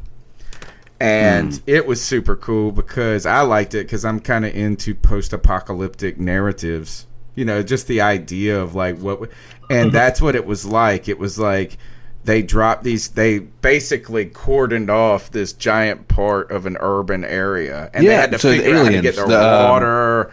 They had to get Sawyer from the Lost. So it was. Oh no, not that show. That was the actual drama one. This was real people. It was like on Discovery Channel, and they had to figure out how to. They had to live for like 6 months as a group, like as a colony in the post. So that was cool. But so yeah, Netflix remains my favorite. But I just like this is that I know that my wife hates Netflix because she feels like you get in the debt, you lose your soul looking for something to watch. Yes, just go with what it recommends. I'm telling you, I've done that the last few weeks. It's got some pretty good shows out there. Their algorithms are real good. I like their interface. I do like Amazon show content. It's just working through the interface is not as easy for me. Disney is such a disappointment to me. Oh, yes, I watch a lot of stuff on there for shows I do, so it's for me. It's perfect but there's no, content's a little narrow for me. But it's just starting out. Dude, I'll be on Disney Plus sometimes, and out of nowhere, it'll like fast forward, and the audio won't be synced up with the video, and I have to get out of the video and go back into it, but before it'll play. Like Disney, like the content's fine, but I think their technology and the platform kind of sucks, honestly. The quality, the picture quality is superb, though. Yeah. It's like another one's going to be good. really good that I haven't got yet is HBO Max. I'm probably going to get that next week because I'm cutting cable next week. HBO Max is going to be really, really good. But once again, it's all on what you're into watching. Wicked. I mean, they're going to have a lot of stuff on there that I'm going to love. So, and I think you got to go back when you get that HBO Max. You got to go back and really watch Entourage, dude. Go back and watch Entourage. Greg, can I ask you this? What the hell is the difference between HBO Go, HBO Now, and HBO Max? What a great question. HBO Go is like the mobile version for like HBO. Yeah, HBO Now is like an add-on that you can have for just when you buy HBO, and HBO Max is a totally different program. They've teamed up with like 16 or 17 different programming networks, including Warner Brothers and a bunch of different exclusive companies. So they have rights to all these different movies and different content. If you get a chance, just look. If you don't know anything about HBO Max, look up the like 45-second teaser trailer they did about 6 months ago when they first announced it, and just go through the stuff they show you on there. To be able to own all that stuff by owning the app or the ability to watch it, it's pretty amazing. And I think everything on HBO will be on there as well, on top of the other stuff they have. So that's what I was about to ask. Like, when they have new shows, are they going to be simultaneously uploaded to Max? I'm pretty sure, but I'm not positive. It just launched like a week and a half ago, 2 weeks ago. So that's what they've always done on Now and Go. Is that like, so? For instance, if Game of Thrones is about to air at 9:00 when that season finale, somebody technically could get in there and actually just scroll the end and find out what was going on. Yeah. Like you said, it releases the same second that the actual premiere of that episode airs on the HBO. So instead of watching it broadcasted live, you could go on there, like you said. Maybe that's why people get on Twitter and everything 10 minutes into the show and start spoiling stuff. That's probably how they do it. They just figured it out. Okay. Yeah. I think HBO. But one last thing, Tony, is I will say that even though Netflix is my number one streaming service, I've always been a fan of HBO's content. They're the leader. If you think about it, they're the leader if you want to learn a little bit inadvertently about HBO and more about Netflix, listen to the podcast Business Wars, and they've got a cool, 6-part series or 5-part series on Netflix versus Blockbuster, right? And these opportunities that Blockbuster had squandered in this. But one of the early challenges for Netflix was getting content that was worth a shit, right? Yeah. And because everybody was holding back, right? Nobody wanted to give up their content, like Greg's talking about, like Time Warner, the studios. So they were getting all shit movies, all of this stuff. And they tried to appeal to HBO, but HBO was like, we don't need you. We make our own content and stuff like that. They had The Sopranos, they've had The Wire, they've had all of that. So they've been doing originals ahead of the curve. It was Netflix that then went to a struggling Starz. The Starz network. That's where they first got their content boost so that they could then appeal to enough people to then do what they've done. Yeah. But HBO I remember Spartacus. Which is amazing. Spartacus, you got to watch that shit. Yeah. That Spartacus joint was so the first season was great. After that, it kind of tanked. But the first season was great. But midway through the show, the actor that plays Spartacus. Yeah, Andy Whitworth or Whitworth. Yeah, he got leukemia, and they had to. So that's what they did is they ended the first season. Then he got like leukemia or something like that. Second. Then they did the prequel, which is the God of Sand, like what was it? Gods of Sand and Blood and Sand or something. Manu Bennett's the lead of that, which was good. He's still a pretty good actor. It was pretty good. He's still a pretty damn good actor. And then they tried to jump back, and then while they were, because he had reportedly gotten, he was seemingly in remission. And then it came back while they were filming, and then they had to replace him midstream, and it was just was tough. But and then there was delays. That's the other thing is when you delay something, we lose our interest. That show was awesome, though, man. That first season was awesome. Hey, real quick, I'm kind of plugging HBO Max here just because y'all were asking questions. HBO Max does contain all HBO content and every show on HBO, along with 10,000 hours of premium content to watch, 100 years of New Line Studios, DC, CNN, TNT, TBS, Ooh, DC. True TV, Cartoon Network, Adult Swim, Crunchyroll, Rooster Teeth, Looney Tunes, and more. So Really? they've teamed up with a lot of people. They're gonna And- kill. and, That's the Warner death blow Brothers for is on there, cable right too. there. That's the cable I'm death getting. blow right I'll there. have this. I'll have YouTube TV, Amazon Prime, Disney Plus, and Netflix. I'll never have. Never Can I have. ask Yeah, but now you're not saving money really at that point. Well, I got I am. all I'm still of paying them. less than I was with cable. Yeah. At what point do we have a third party who finds a way to work with every single one of them, similar to what cable is like now? That is the holy grail of cable, right? I think there. that's It'll never HBO happen. Max right now, isn't it? Sounds like Yeah, they're that's pulling the in closest. all But the- what I mean is like right now, in order to get all the content you want, Netflix, they're going to have originals. That's not going to be on HBO Max, Hulu, Amazon Prime. All of these places are going to have originals that are not going to be on HBO Max. So what I'm talking about is, in order for you to be able to get all of these, you end up having to pay what you would have paid with cable to be able to see everything you want to But see. then Yeah. you don't get any of their originals now, so it's tough. I think. Don't you think ESPN and Disney and Hulu are the closest? Maybe the closest we have that, because they're the trio. When you buy those, you get ESPN Plus, you get Hulu, and you get Disney Plus. Yeah. Disney's honestly the behemoth.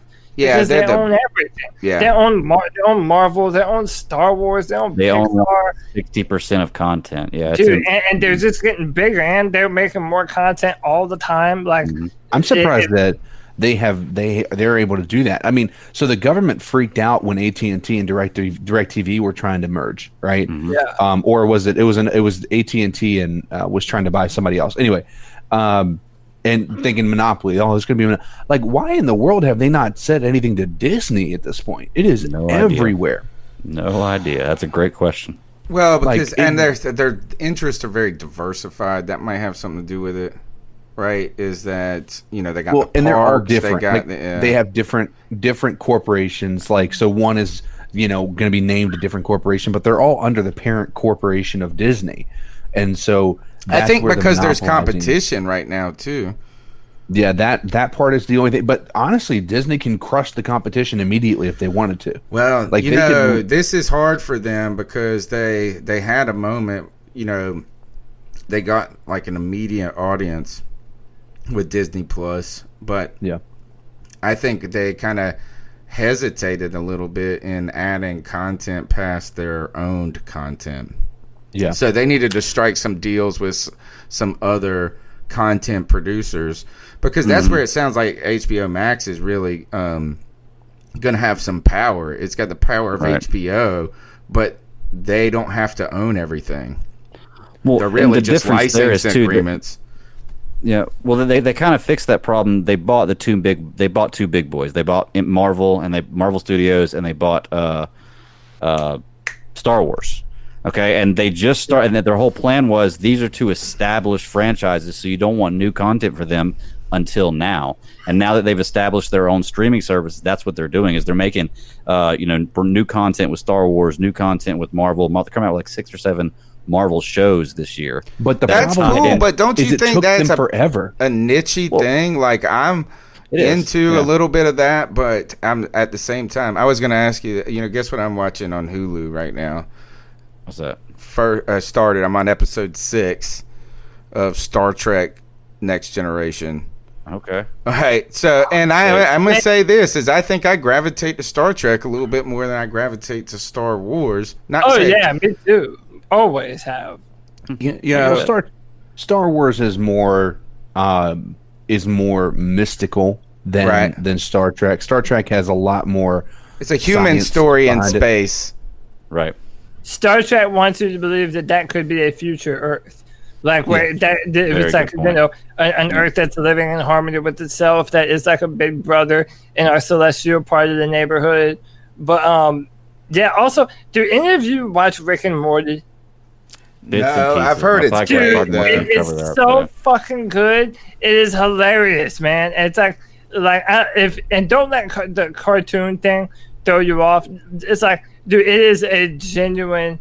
Just like South Park has been the greatest show since it's been on TV and culturally relevant. Like Rick and Morty's doing that now, and I think that everybody should be watching it. A bunch of cool sci-fi and like little funny jabs at modern day shit. It's cool.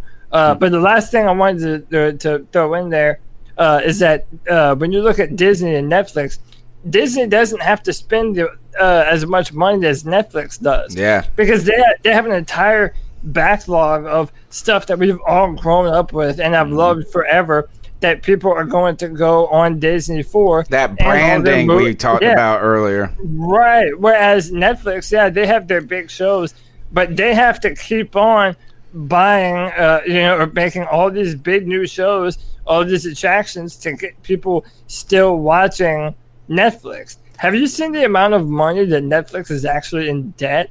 Oh, They're yeah, billions of dollars in debt. They've hedged a lot of bets on building their own content, which I think though is like no matter what, I don't think I'm going to cancel Netflix. No. Yeah. Like I think I'll just kind of always have it. Me and my wife were talking about it. Like right now, out of everything we're going to cancel, it's going to be Hulu. Maybe. See, that's Disney what I get Plus. my live TV on, so I can't cancel that. But I don't. Honestly, we don't even watch it. Like I was watching live PD. That's the only thing we were watching live. Everything What about else was sports? Joey Esquivel asked Greg this: how are you going to watch live sports without cable? My guess is YouTube TV. Like I use Hulu TV. I mean, there's ways. Well, I was going to say YouTube. Yeah, there definitely is ways to watch, but YouTube TV, I've actually noticed because I did a free trial last year and compared it. YouTube TV is actually a better picture than I got on my cable box, and it's about a half a second faster on the feed, which kind of blows my mind. But so and it's $45 for me to do YouTube TV a month, and if I have 2 cable boxes in my house right now, it's costing me about $115 for the 2 DVR cable boxes. Yeah, you know what the real problem I get is? Unlimited DVR. You got to have the problem though that the cable company gets you on. Because I did this a long time ago myself, and we went with Hulu because we were already paying for Hulu because my wife wanted to. We bought Hulu because of The Handmaid's Tale, so we decided to go with Hulu Live because we were already paying for Hulu and it just basically consolidate into one payment. But I was going to say that, the problem is that you got to have unlimited internet and you got to have the high speed internet for all this to work, for me to be podcasting, for my kids to be streaming Netflix and all of this. And so the shitty part about this is that you end up paying like $125 for internet. Right. Well, no, see, that's my thing is I got, I pay $128 for 400 meg internet, unlimited. Wow. That's crazy because I only pay like maybe $50, and I think I only get like 200. But mine were, I don't have any problems with mine running, and I stream like 6 TVs, do podcasts, and video games and all this stuff. But I mean, I guess it just depends. I paid $90 for over 300. See, this is what happens when you get stuck with Suddenlink, assholes. You want to talk about monopolies? The internet service providers are not monopolies. All right, yes. Let's go to the Ice Up picks, but what do you guys? So you're watching alone, Cody. Greg, what are you watching? You have a podcast about watching, so what are you watching? Well, outside of the stuff I'm watching on the podcast, me and my wife just started watching this show on Netflix called Queen of the South. Okay. Which did not get renewed. Did not get renewed? I wasn't sure about it. I'm pretty sure. I think I read that today. It's pretty good. I mean, we're like 4 or 5 episodes into it. It's pretty good. And then I started watching The Good Cop, which is, I only watched 1 episode of that, but it was pretty good. Like, I was very interested in it. So, I've listened to the right now. I don't know if I got 1 episode left. I was listening to the Tiger King podcast that was actually came out before the show. Right, not as flattering to Joe Exotic as the Netflix one. Sure. CK, you watch anything good? Man, right now, the idea of watching anything new is so exhausting. I need something good that I can't put away right now. Like, and that's the part that, like, right now, I don't know why, but my focus every moment I have is like trying to figure out ways to make the stream better for, like, the games and whatnot. And then, video editing, putting stuff together. So, I mean, the times that I am able to sit down and watch TV is just watching The Office, just because it's something I don't have to think about. I can just fall asleep to it. I know I'm not going to miss something I've not seen before. Yep. Whereas, yeah, exactly. And so I haven't really. I mean, there is not a single. My wife has been watching this 90 Day Fiance, which dude, I feel like everyone's watching that. Dude, I can't stop. I'm not watching that. No, I'm not watching it either. I'm watching Star Trek. I'm a big fan of Your Mom's House podcast with Tom Segura, and they talk about that. Like, if you see the Mayo head dude, like, he's a fucking character, and a lot of those people are just so stupid that it makes for good TV. You're like, dude, how do people come this dumb? Like, where are they hiding? Like, there's this guy that goes to Russia, and like he's being catfished, clearly being catfished, and he keeps on going to Russia to meet this chick, and like at the last moment, the chick is always like, "Oh, my dad died. I can't come and meet you." And this happens. And he's like in Moscow. Yeah, it's like time after time after time. It's like, dude, your stupidity, you deserve all the dumb shit that you're putting on yourself. All right. But everyone talks about it, and I just refuse to watch it. All right, let's get to the ice up picks this week. Let's do it. This is where we tell someone to ice up, toughen up, get it together. I'm going to go first. I always try to see who wants to go first. I'm going first. My ice up pick goes to a man he's from India, right? And somewhere in India, I wish they would say, says this. Here's the headline. A man put a cell phone charger up his penis. It got stuck in his bladder and had to be removed by surgeons. Oh, gosh. He fished the cord up his urethra for whatever reason. Oh, my God, I heard that dude. on Woody and Wilcox show. And if this x-ray is correct, like then he sucked it up somehow entirely. Let's hope it wasn't one of those old iPad chargers that had that fat end on it. A 30 pin? Like a display port cable.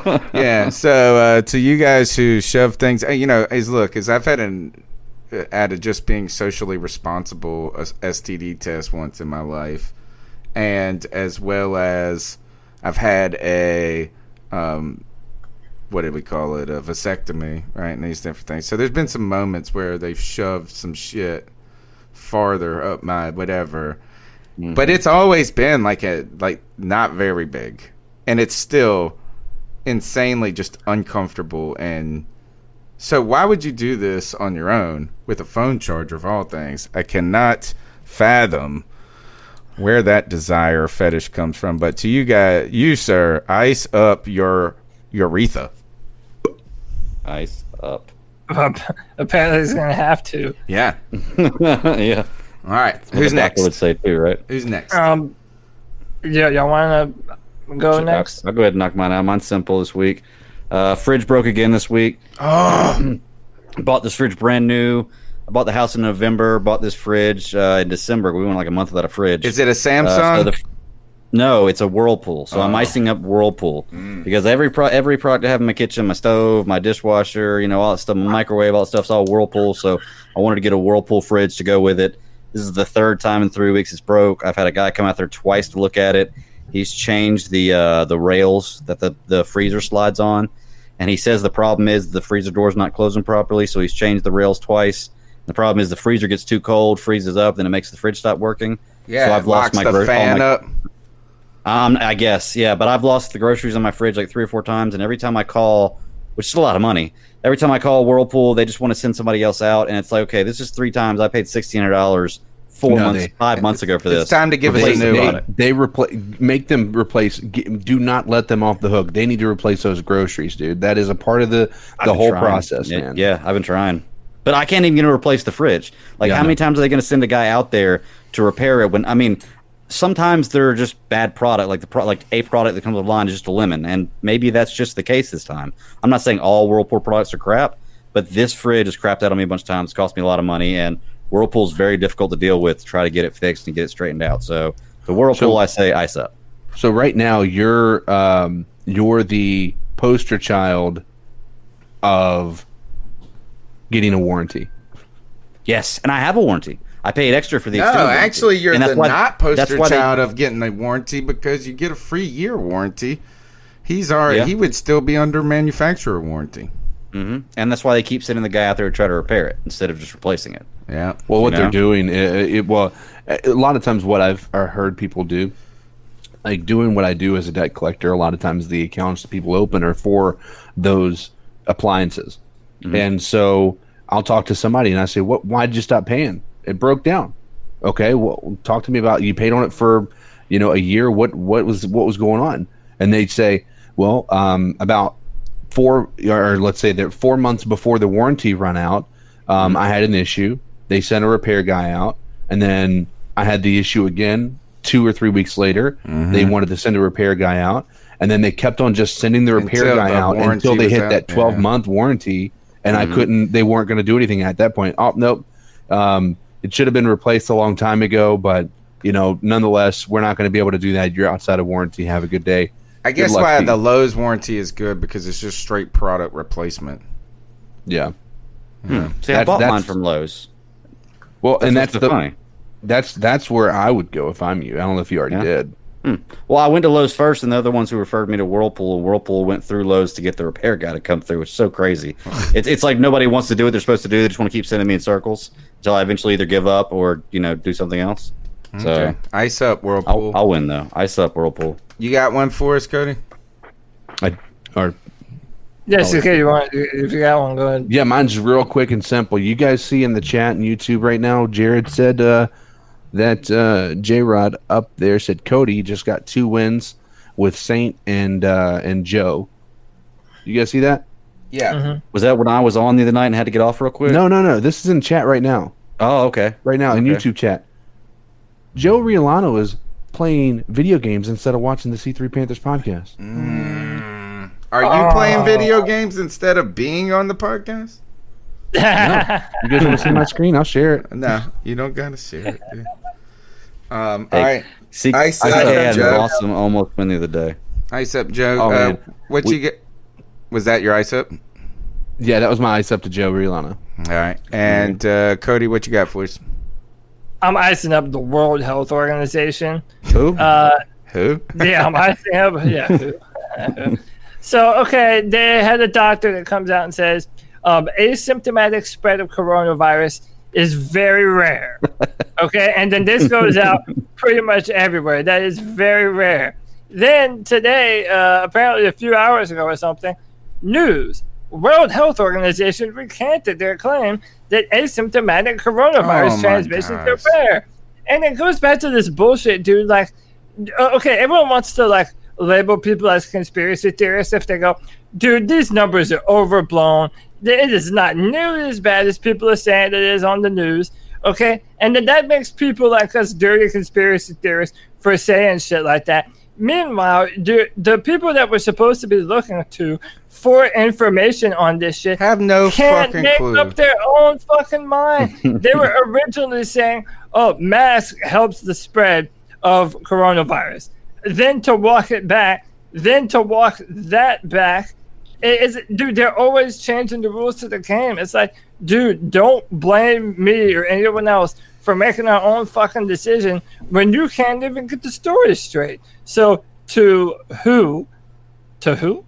Ice up, son. You should say to who it may concern. To who? Yeah, is that they just kind of lick their finger and hold it up in the air, see where the wind's blowing? It's like they're making this shit up sometimes. That's what's so frustrating about, like, we're supposed to, as you said, Cody, that's a very, I guess, just across the board realization.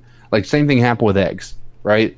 Don't eat eggs. They're bad for you. You should definitely eat eggs. They're really good for you. They're good for your brain. No, they're bad for your heart, good for your brain. That's what it turns out. They're good for your brain. They're bad for your heart. Yeah, exactly. And 5G is causing, COVID-related symptoms. What in the world, man? Nobody knows. We don't know as much as people think we do. No, absolutely not. We take what these studies say. And by the way, and Tony, you may be able to attest to this more with your experience being in the colleges, but when you look at the United States studies and then you look at like somewhere overseas like Switzerland, they study for like 10 years We study for like 3 weeks. Because Americans are impatient. And we decide that's, you know. We are slow with drug development, though, I feel like. Because drugs keep people in check. There's always an answer to stuff like that. You know, keeping people sick always keeps people in check. Here comes Greg, the conspiracist. Hey, all I'm saying is rich people don't die from AIDS. But a lot of people who are rich do. Just saying. I'm starting to wonder if this COVID mess is, and I'm not saying made up, but you got to wonder, like, what is if it this? Was intentionally spread? Maybe, an elaborate ploy by the Democrats to take down Trump. I'm not. No, I don't even think or that. something to make big business stronger in some ways, because it seems like big business is able to weather this storm and profit through this regression time. You know, the stocks are up, some different things like that. I guess if they come out with a vaccine for this, everybody would go get it, right? Mm-hmm. Dude, you know how many people are anti-vaxxers? Are you kidding me? Yeah, but they're not really. There's not really that many. If you After were all of this from it shit, and there was a vaccine. Shit, bro. Do you know how many people are already saying that's how they're going to put the RFID chip in your ass? that's what I was starting to think, though, is this. I need to know if Trump is getting the vaccine. If he gets it, I'll get it. Yeah, but he can say he gets it and not really get it. I mean, what makes you think that he is the one in control of this? I'm not saying in control. You would just got to believe that. I need to see the doctors who invent the drug shoot it in their own arm. Because it is kind of the perfect storm for everybody to get the same medicine. It's kind of like with everything happening, everybody, like you see Congress, everybody's got their mind everywhere else. They don't want to think about anything real world, and Congress passes ridiculous amounts of bills in this timetable. Like that, I mean, there are a lot of very, you can point to a lot of variables that make this feel like it's, again, not going to sit here and say not real, but intentional almost. It's scary to think about because, you think that we know as much as we need to know, but reality is we don't even have a clue, I think. If Jeff Bezos gets it, I'll get it. I feel like he's got enough money. There you go. Jeff Bezos. To have the know. You know what? Elon Musk. I was going to say if Elon... man, you stole it. I was just going to say if Elon Musk does it, I'll do it. Listen, and the reason I say Elon Musk is Jeff Bezos is important. He's got a lot of money, certainly. But as far as contributing to society, I don't think that he is necessarily... But like when you're thinking about somebody who is actually doing something to better the human race. Jeff Bezos has some stuff in the works, I know. But Elon Musk, he's like a jerk. Oh gosh, yeah. Yeah, but I'll let him save the world, man. He's going to mean a lot to this world in the future, I think. Oh yeah, his name is going to be synonymous for when we're colonizing other planets. I mean, even though it may not necessarily be in this lifetime for us, he is going to be the father of that. He is always in history going to go down. Star Trek Wiz, I'm watching it right now. but in all reality, like Star Trek, if they were to do a throwback, which I'm sure they did something, I didn't really get too much into it. They would bring him on as a guest. Yeah, like he would be basically the guy. With regard to it, have you guys ever seen that? It might have been a Discover show. It was about Mars, but it was really cool because half of it was dramatized. Yeah, it's on Netflix. It is very good because it's like it's a docudrama. Yeah, it's a docudrama, and so you see what's happening now, and then how it leads to things in the dramatic universe of when we colonize Mars. It makes you realize how difficult it's going to be in all reality. Yeah, it's going to suck. It gives you hope. Don't be one of those people. Definitely. And they say that from the get-go. A lot of people want to dispute it, but it is reality. It's a death sentence to be the first people to go to Mars. It's like going to the new world. Maybe. You know, there's a cool podcast. Go listen to this podcast called The Habitat. It's an old podcast. It's been around for like 3 or 4 years. But what they're doing is they're studying people in isolation to see how they would do with this. So what they did is they made these like 6 people live in a biodome in Hawaii. And when they left, they had to simulate like they had to wear spacesuits out and things like that. And it was wild, man. It was just like, and these mugs were so happy to be out of that motherfucker. Like when you listen to them, when they get out of it, they're like, woo! Woo! I'm glad we helped mankind learn about confinement, but I'm ready to go back home. Did any of y'all see Space Force? No. Yes, I On did. Netflix? I watched Was it any good? I heard it was a flop. It wasn't the best in the world, but I You're watched all the expecting something episodes. else. You're expecting something else, and that's Yeah, the problem. exactly. You're expecting, but it's still not bad. It's not something that I'm like, oh, I can't stand that I saw that. I enjoyed it. I'll watch the second season. I mean, if we realize that it's supposed to be a just to show the incompetency of our government, which is why SpaceX sending people to the space station is such a big deal, is because any government agency anybody's ever been a part of can say competency is always an issue when it comes to government. So that I think it illustrates it very well in Space And it was Force, a direct jab at Donald Trump. Oh, absolutely, the entire thing. They just, I mean, and what I'm a fan of, and why I'm happy the way they did it, is it wasn't so direct. It was kind of, it was subtle. It was like little things that you realize what it was, but it's not them just throwing it in your face, showing, oh, you're such a, we have a horrible president who's making joke. But the reality is, I support the Space Force idea. I just wish you would have named it something different. Yeah. I hope they don't shut down the post office to fund it. Let's put it that way. Oh, I bought my stamps. I bought my stamps to help keep your job recently, Greg. I appreciate it. Man. All right, now let's get the hell out of here.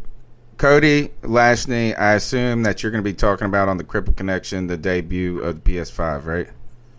Yes, we're going to try and live stream it on Thursday too.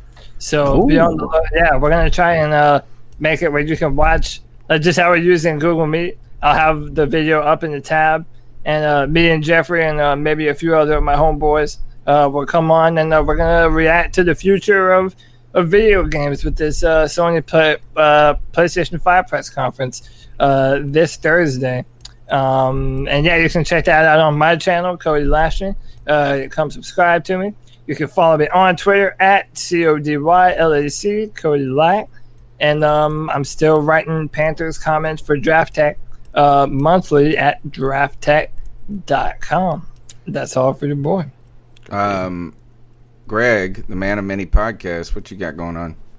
Oh, man, I got a ton going on. You can find me at the BatDaddy52 on Twitter just to talk to me personally. I also do the Super Civil Servants podcast at SCS Podcast 1 on Twitter. We drop shows on Mondays, and it's basically just a show just like this right here. We talk about movies and TV shows and comic books and all kinds of geeky stuff. Then I'm also doing 2 new shows on the Geek Ultimate Alliance Network. One shot drops on Tuesday morning. It's the DC Alliance podcast where we talk everything DC Comics, DC Universe. And then Fridays, I do superhero discussions. Drops Friday mornings on the same network, where right now we're covering Superman, the animated series. But if you get a chance, go check out this Geek Ultimate Alliance Network, man. We got 6 shows on it right now. We're covering just about everything. Star Wars, DC, Marvel, movies.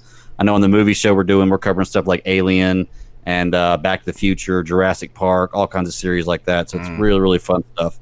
If you are into that kind of stuff, come check us out. Geek Ultimate Alliance Network. Definitely. CK, tell us what's up in the gaming world. So I think I'm officially done with Twitch. I am just doing the Facebook stream. I may do a multi-stream with YouTube and maybe make it something along those lines. But yeah, I'm not a fan of the information Twitch does, and even if there were an opportunity for monetization with Twitch, which there is, obviously there's going to be something in the future that could possibly be money. They take half of everything, which is ridiculous. Half of everything for the content you're creating. I know they're providing the platform, but I just don't know of very many people who are agreeing to be a 50-50 partner with something like that. But nonetheless, I am on Facebook now, and you can essentially find me pretty much the same way. It's Codizzle_Allen, which I'll put it up here if that works. It's displaying backwards for me. Yeah, it's inverted. It's because I'm capturing this window. Well, that's what it was doing too. Let me do this here. There you go. There you go. But yeah, it was on my screen. It was doing backwards, so I flipped it. So I guess you're flip it. It was flipped multiple times. We'll just it was flip flip it floppitied. Yeah, flip floppity. But nonetheless, that's how you'll be able to get me if you have the ability to look on Facebook. just come and give me a like, follow, and share. Obviously, if you like the stuff. I mean, I'm trying to get this thing. My first goal was 150, and we crushed that in just a couple of days. So now my goal is 250, which hopefully we don't crush it too quickly, because then it's just going to still feel like I'm just telling people that's not good enough. But just want to make sure we're setting goals and trying to actually accomplish those. So anybody willing to come out there and hang out, I stream Monday, Tuesday, and Wednesday mornings, and Thursday and Friday evenings, and then here lately I've been doing evening streams as well. It's been working pretty well, but look forward to, just let me know you guys are coming from C3, and I'm happy to shout you out in the stream.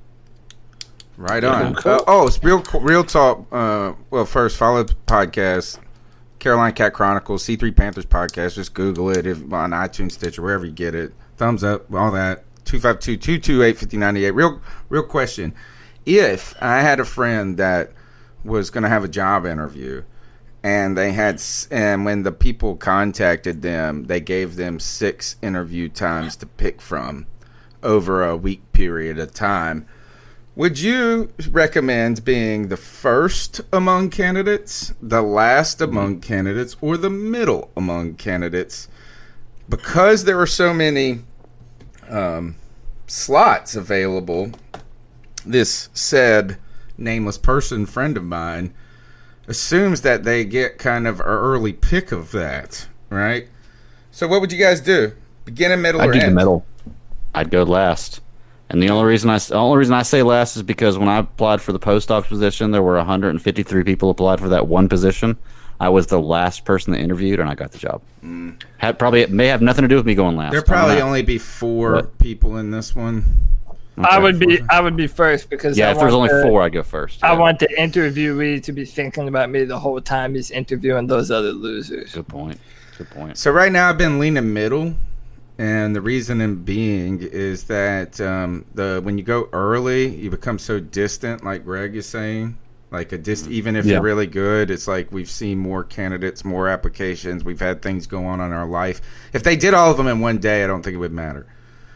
The end, here's the problem. And if you know anything about some of the tendencies of the C3 Panthers podcast to go long. Yeah.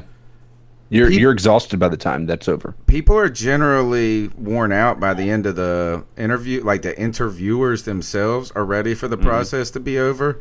And so I feel like they're more impatient with the later candidates if they tend to be long-winded like this podcast.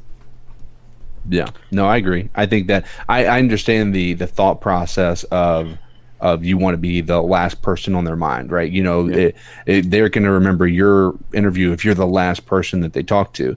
But I also agree with that. That's why I said the middle as well, is that you don't want to be the first one, because yes, you're too far from the end. It's very easy for that. I agree with that. I mean, Cody, you make a good point. You almost swayed me by saying you want them to be thinking about me the entire time. You're the bar. You become the bar.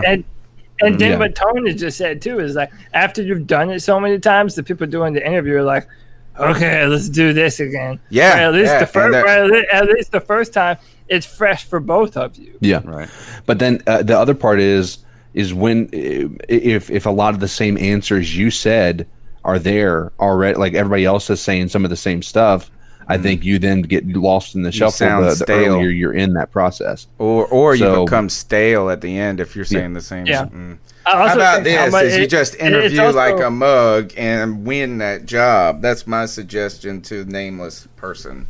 Yeah, I think if you believe enough in your resume, and if you actually think that you're the shit and you believe in yourself, then I would say go first. If you're kind of hesitant or you're just hoping for the best, I'd say the middle or maybe the last. Yeah. What about middle? Well, I don't know what I'm gonna do. So I think it all has to do with how many people are doing it too. Like you said, with 4 people, I'm on Cody's side. I'd want to be first, but in a situation with me, I didn't have the choice of being last, but with that many people, like I was saying, by the end of that, they're tired of hearing people. They just want to see somebody good. So I'd rather be last in that situation. It's all just dependent, Fingers crossed. We need new jobs. Honestly, the way that the best advice I can have for anybody going for an interview is just be happy, dude. Like if you go in there acting nervous or anything like that, if you can go in there, smile, and actually enjoy yourself, man. That's how I've gotten every single one of the jobs that I've ever interviewed for. Is I make it like there is like I'm just happy to be there, man. You don't want to be anywhere else. Don't want to be anywhere else, but also like listen, you know, I'm here to I want this position, but you're gonna have to convince me as well. Like this isn't about you just interviewing me, and I'll tell them I'm like, listen, I'm not sure. Like I'm really excited to learn about what you guys do here, so that I can maybe make a decision on whether if you want to offer me the job, whether I'm going to take it or not. So play a little hard to get. That's it. Yeah, one of the challenges. Sometimes the challenges in this world, though, right now is now you've got to do this, make this impression via video conference, Zoom, and like. Do we have to be concerned about looking at first, you know, like how do you look like your skin looks decent? How do you make sure you're looking at the camera well? You realistically, you have to worry about that in a real interview. You want to look presentable for an interview. You want to look somebody in the eyes when you're talking to them. I mean, it's relatively much harder. It's a different etiquette. Yeah. Like if you're not very well versed with technology, and then, like, what you're doing is, you know, and I'm just going to do the equivalent of what Tony has. Like this, ask him for a friend. Do you sit up on the camera like this? Or maybe you're doing this, and this is not good. I mean, you may say the best answers, but maybe you're doing this. Maybe you're talking like this and making things really difficult for them to hear. I'm terrible on camera, man. I need to be in person. That's when my charisma comes out. Yeah. There you go. I get that. So, good luck. All right, C3 Panthers podcast. We'll see you next Tuesday. Peace out. Go Panthers. There you go. Peace and love. Keep pounding.